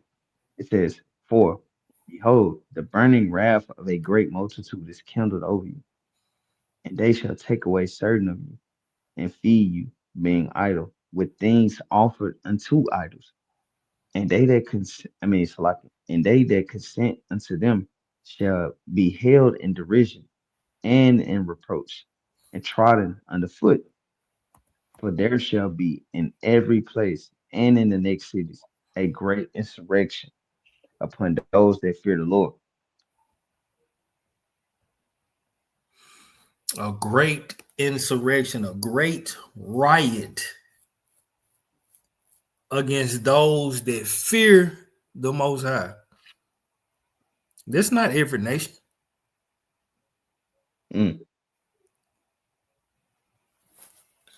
Come on, man.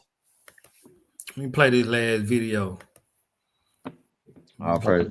Play this last video. Y'all check this out. This from Shattered Paradise. Check this out. Question.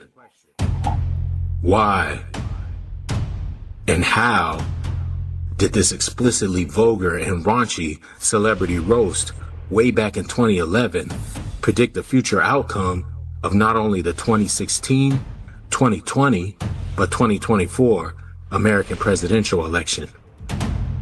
Let's examine some mainstream media coverage of the events of that so-called Wednesday night and identify the hidden signs and symbols, showcasing advanced foreknowledge of these critical future events.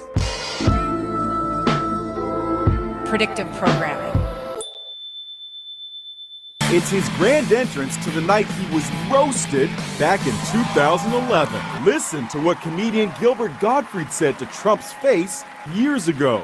Donald Trump has done so much damage to the New York skyline. Instead of calling him the Donald, they should call him the 20th hijacker. Please welcome the second worst tragedy ever to hit New York City. Ladies and gentlemen, Donald J. Trump. Gottfried told me that even the crudest insults bounced off of Trump. Daughter Ivanka couldn't believe it, and wife Melania managed a thin smile as Trump faced one shocking insult after another. Like devils. It's all just entertainment, huh? Here we see Donald Trump sitting in front of a giant sign of his own name, Trump.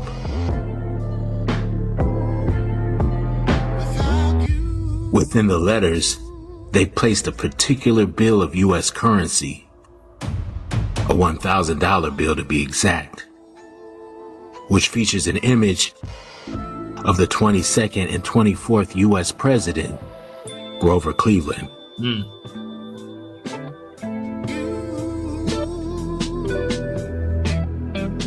This is significant because Grover Cleveland and Donald Trump are the only two presidents in U.S. history to serve 2 non-consecutive terms, meaning they both won the election, then ran for re-election and lost, only to come back a third time and regain the White House. But the Hollywood spellcasters created the set design for this stage back in 2011. Trump didn't become president until 2016. The world is a stage. Come on now. You see? This goes back to what we read in that book. They got all this stuff mapped out. They got all this stuff mapped out. It's a plan. It's a plot. And before anybody could even think to try to stop it, it'll be too late. Now we just watching the chips fall.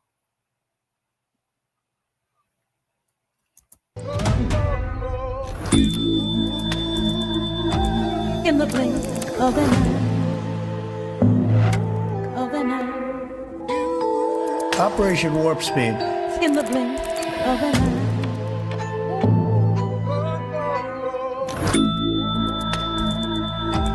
In the blink of an eye. Shall a trumpet be blown in the city, and the people not be afraid? Hidden in plain sight are a plethora of occult signs and symbols, scattered like Easter eggs throughout this entire set. It is not hard to spot this first 88. But this symbolic number permeates every aspect of not only this stage, but Trump's ultimate purpose and destiny.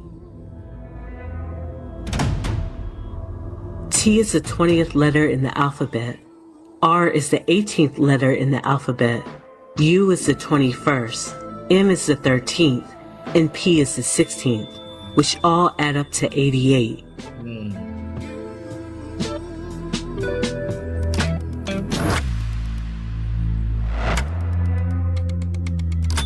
Grover Cleveland first served from 1885 to 1889.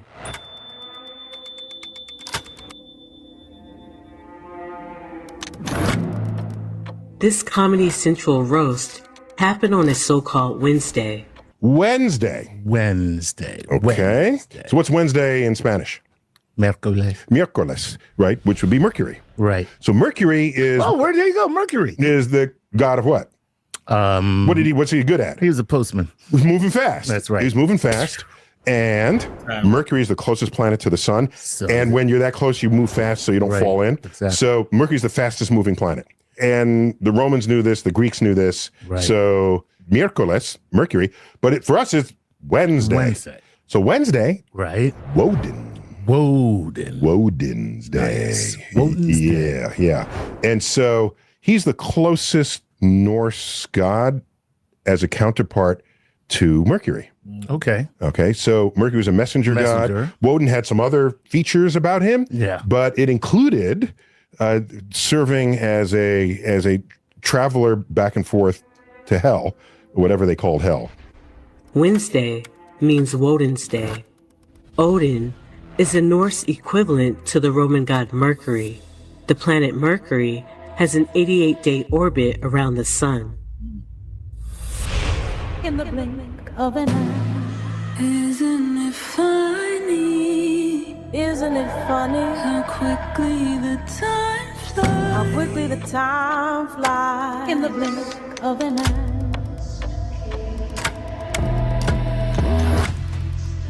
But there is another number, a number that is equally tied to Donald Trump,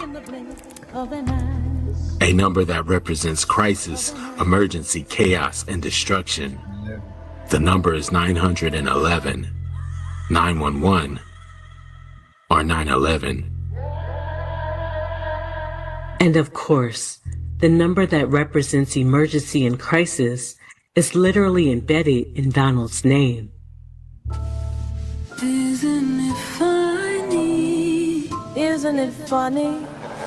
Please welcome the second worst tragedy ever to hit New York City. Ladies and gentlemen, Donald J. Trump. Funny how quickly the time flies. All the days just fade away. What do you have in mind? Something you were born to do. Welcome to room 9. Looking good, number 9, looking good. Where's your dignity? Fade away. That's crazy. BuzzFeed dug up an old quote from Donald Trump talking about a large-scale terror attack 19 months before 9/11. In his 2000 book, The America We Deserve, Trump wrote, "I really am convinced we're in danger of the sort of terror attacks that will make the bombing of the 1993 Trade Center look like little kids playing with firecrackers." Trump also mentioned the mastermind of the attack, writing, quote, "One day, we're told that a shadowy figure with no fixed address named Osama bin Laden is public enemy number 1, and U.S. jet fighters lay waste to his camp in Afghanistan. He escapes back under some rock, and a few news cycles later, it's on to a new enemy and a new crisis." Trump. Wait. Yeah. Mhm. Okay, hold on a second. Is this really Trump before 9/11? Have you read this? 2000. In a book he wrote in the year 2000. Well, it was published in 2000. He could have written it in 1999 for all we know. Exactly. He might have been more prescient. So he basically predicted the attacks from Osama bin Laden. Trump Unauthorized is a 2005 biographical drama recounting Trump's early ventures in real estate. In this scene, we see a young Donald Trump playing with blocks, while his brother plays with a toy airplane. This takes place in Donald Trump's father's office, an office that has a high-rise view of the New York City skyline. During the last moments of this scene, we get a view of what Trump was building. 2 towers that spell out his name, and with the reflection of the New York City skyline, the Twin Tower reference is complete.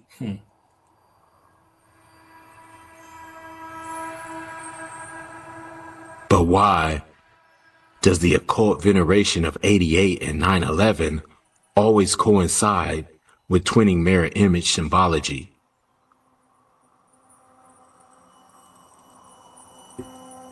Trump made his entrance escorted by twin pageant models.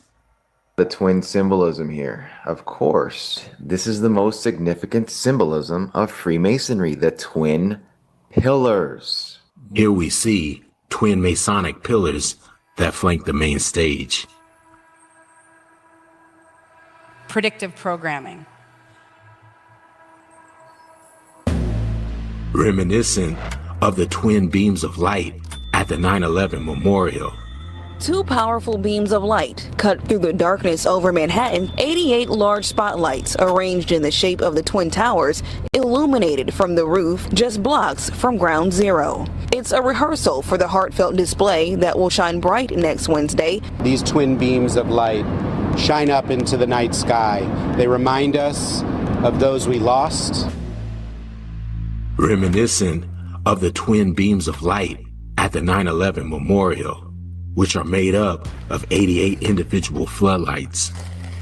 We recently covered Trump erecting twin 88-foot flagpoles at the White House. Trump unveiling a giant 88-foot flagpole, two of them, I think, at the White House. Which was also done on a so-called Wednesday. The White House ordered flags to be lowered to half-staff in memory of Charlie Kirk.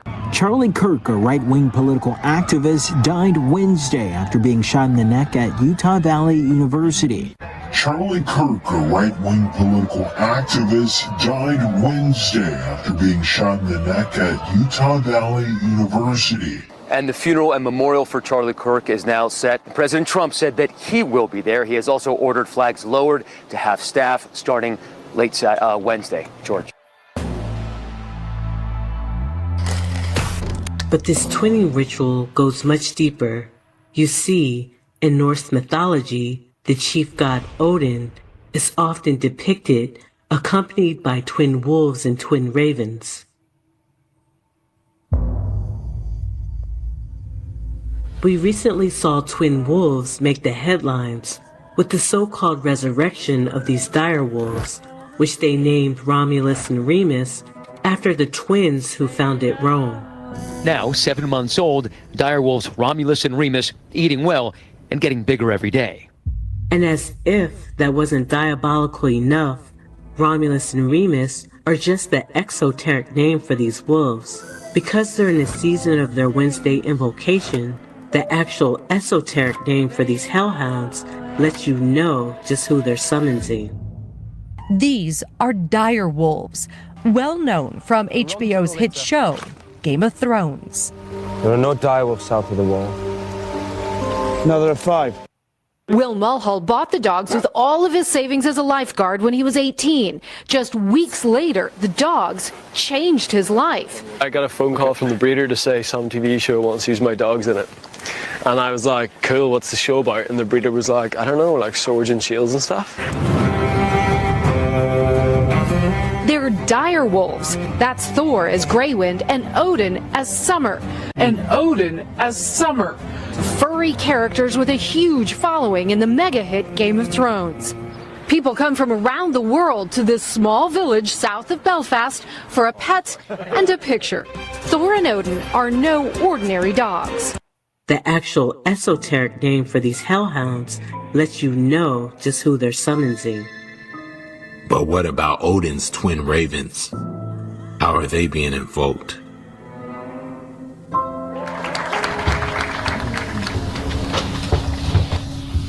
Thank you so much for bringing it back here safely and in good condition.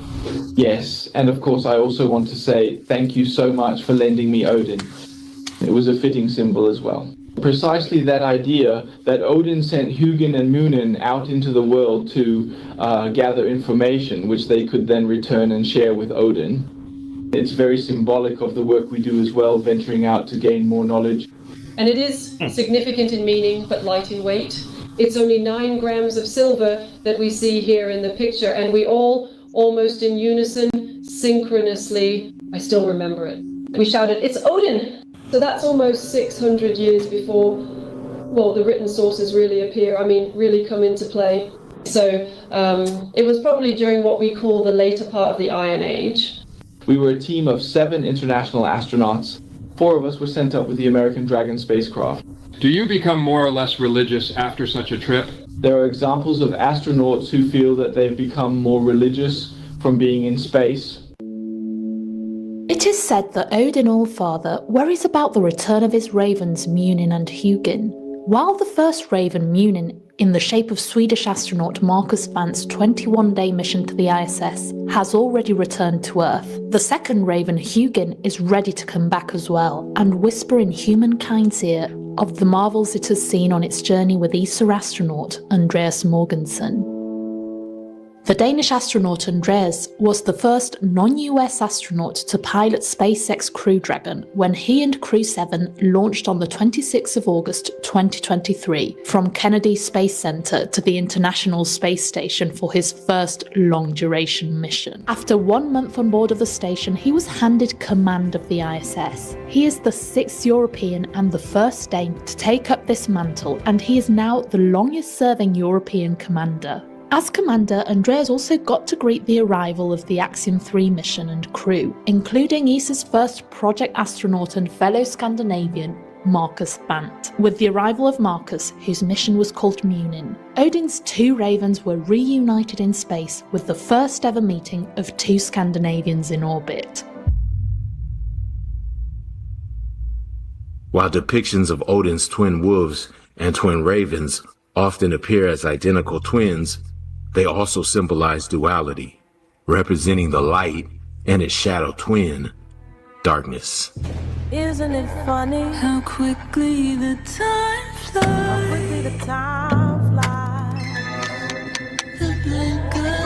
In the blink of an eye. A perfect example of how this 88 Shadow Twin spellcasting is being broadcast is this new Wendy's ad campaign.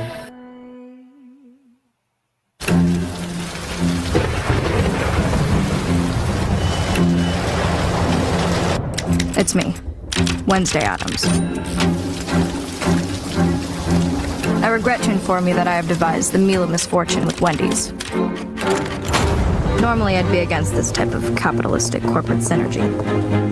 But when the other pigtailed provocateur said I could concoct my own Frosty, I melted. My meal is tribute to the suffering that awaits us all. It's pure torture for your taste buds. With 4 nightmarish dips of dread. Don't waste my time asking which ones you'll get. You must surrender to your fate. Enjoy the anguish.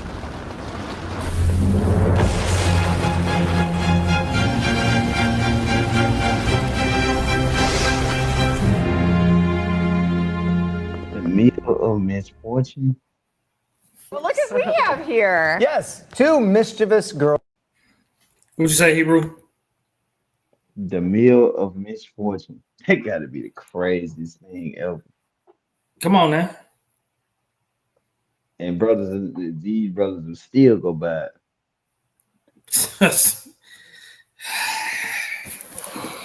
And they made their Frosty look like it was dripping blood. Come on, King. Blood sacrifice. Come on now. Girls with pigtails are cooking up a meal of misfortune. It's the collab between Wendy's and the Netflix show Wednesday. There's a Wednesday Wendy's collab pop-up drive-thru today in Norwalk. They will have a special Wednesday meal to promote the new season on Netflix. They said the line was capped at an 8-hour wait, so I drove down a mile and parked so I could walk.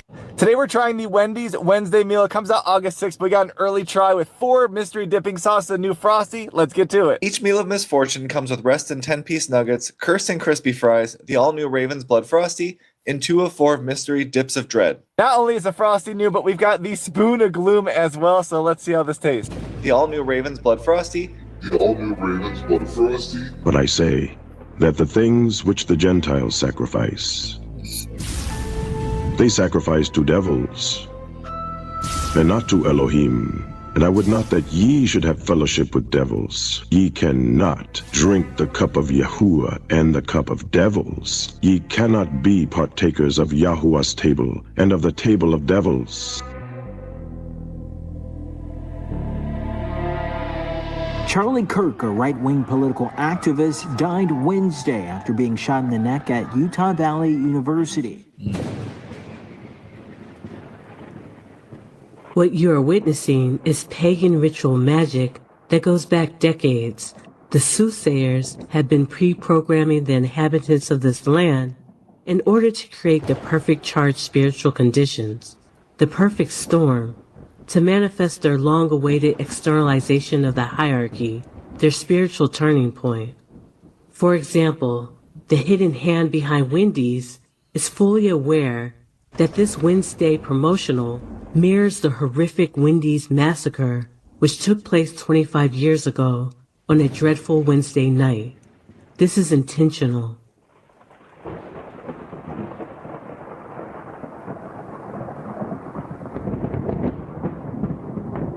And before that, the masses were being preconditioned to accept the official Charlie Kirk narrative through the cinematic sorcery of the movie Snake Eyes. All of this has conjured a spiritual storm, speaking of which, the online feminist magazine Jezebel publicly casting a spell to hex Charlie Kirk is just more fuel on an already raging fire. While we are on the subject of Jezebel, the mysterious origins of Erica Kirk are casting an icy cold shadow across the internet. Erica Franzwey Kirk's grandfather, Carl Kenneth Franzwey, was Grand Chief of the Independent Order of Vikings, knighted by the King of Sweden.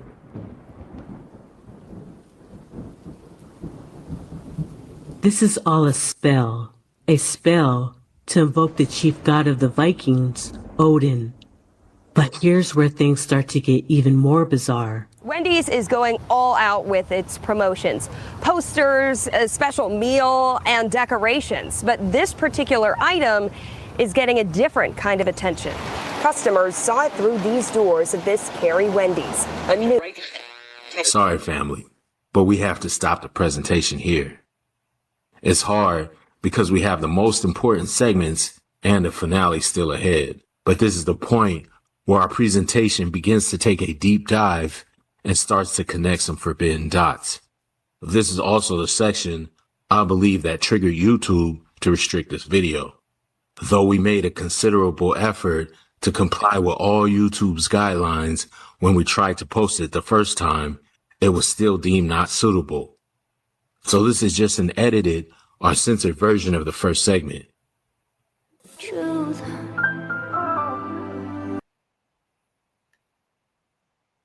And that they do. They try to censor all truth. All truth.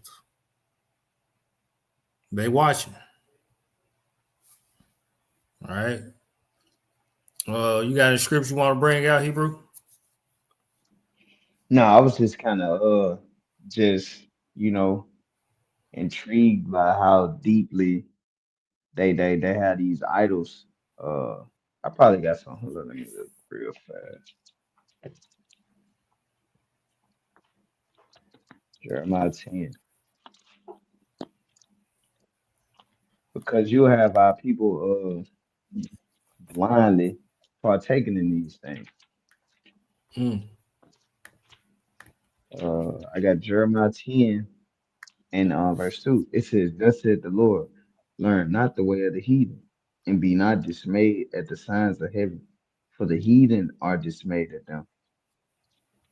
So I think I got that, with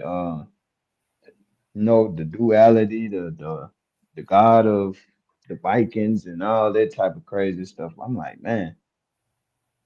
And the way that them brothers and I'm believing his real put that together.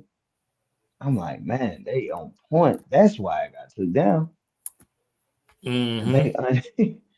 They unfolding everything that they trying to hide. Come on now. This is our Wisdom of Solomon chapter 14. I'm gonna pick it up at verse 9. For the ungodly and his ungodliness are both alike hateful unto Yah. For that which is made shall be punished together with him that made it. Therefore, even upon the idols of the Gentiles shall there be a visitation, because in the creature of Yah they are become an abomination and stumbling blocks to the souls of men and a snare to the feet of the unwise. All right. Most High gonna visit. Look, he destroying everything that ain't got the mark of his name written on it. That's right. Every That's right, record. Hebrew. If you ain't keeping this covenant, bye-bye. Got to go. Got to go. Right? We gotta just pray hard, man, that he'll have mercy upon us for real. That's right. That's right. Boy, y'all see me, y'all hear me yawning. Let me get one more script. Ephesians chapter 6, verse 10. I'm gonna leave y'all with this. Finally, my brethren, be strong in the Most High and in the power of his might. Put on the whole armor of Yah, that ye may be able to stand against the wiles of the devil. For we wrestle not against flesh and blood, but against principalities, against powers, against the rulers of the darkness of this world, against spiritual wickedness in high places. Wherefore, take unto you the whole armor of Yah, that you may be able to stand in the evil day, and having done all, to stand. Stand therefore, having your loins girded about with truth, and having on the breastplate of righteousness, and your feet shod with the preparation of the gospel of peace. Above all, taking the shield of faith, wherewith ye shall be able to quench all the fiery darts of the wicked, and take the helmet of salvation and the sword of the Spirit, which is the word of Yah. And most importantly, praying always with all prayer and supplication in the Spirit, and watching thereunto with all perseverance and supplication for all saints. Right? And the Messiah told us, look, watch and pray that you may be able to escape these things. Watch and pray. Don't ever stop watching. Don't ever stop praying. And stay in your word. Believe in what you read. Hold fast to that which thou hast. Let me read that. I said it was going to be the last one. Hold fast. That Revelation 3. I think this Revelation, into like, nah, you might be right. Yeah.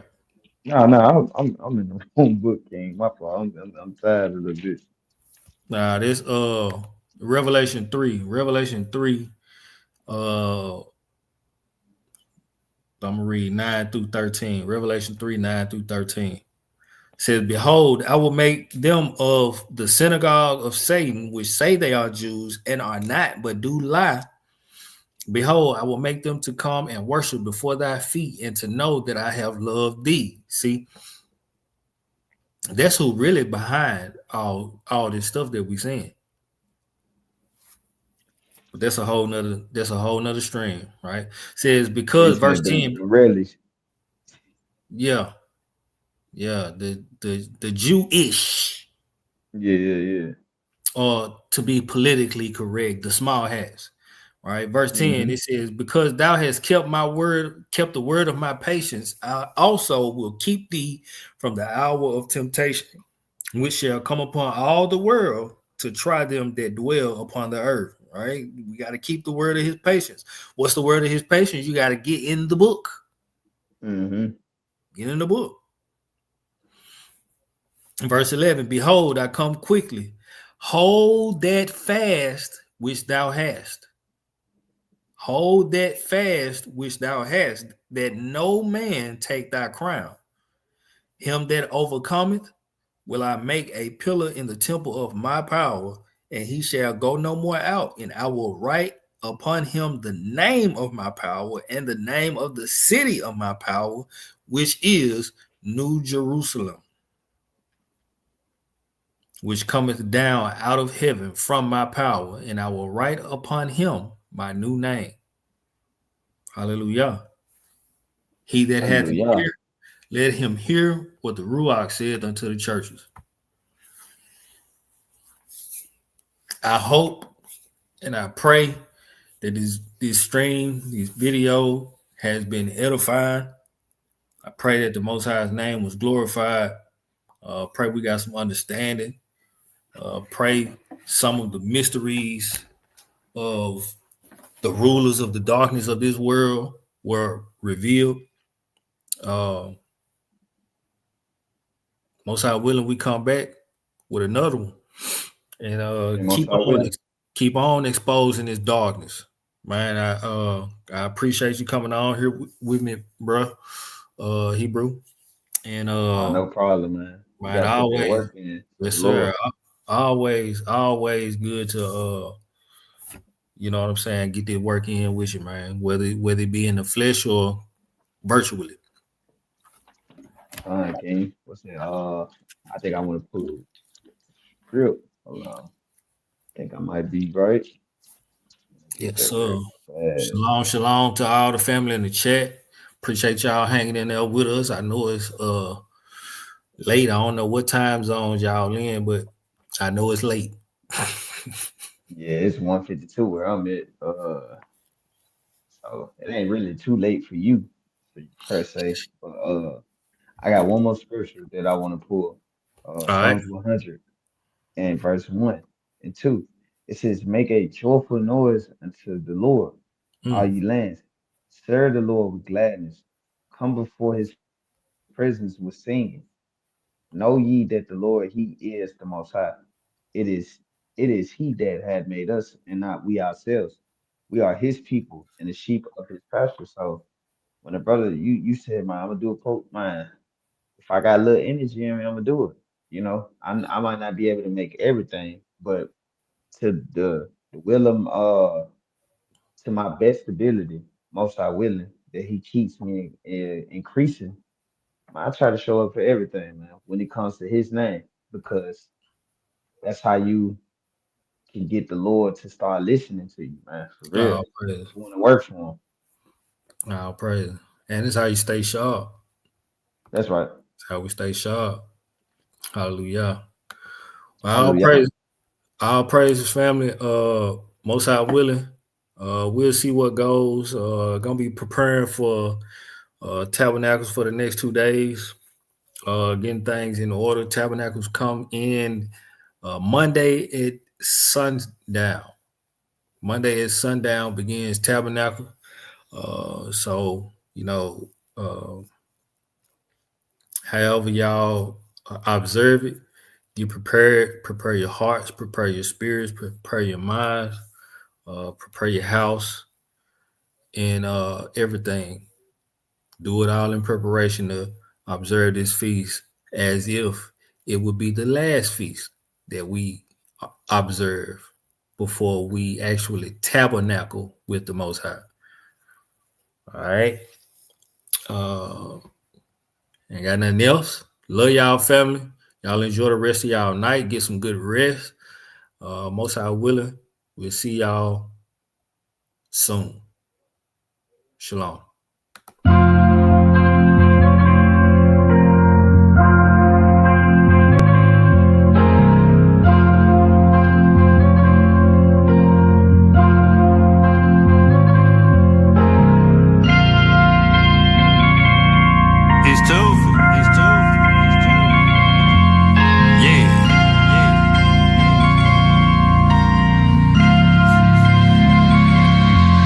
Hey, pick a side.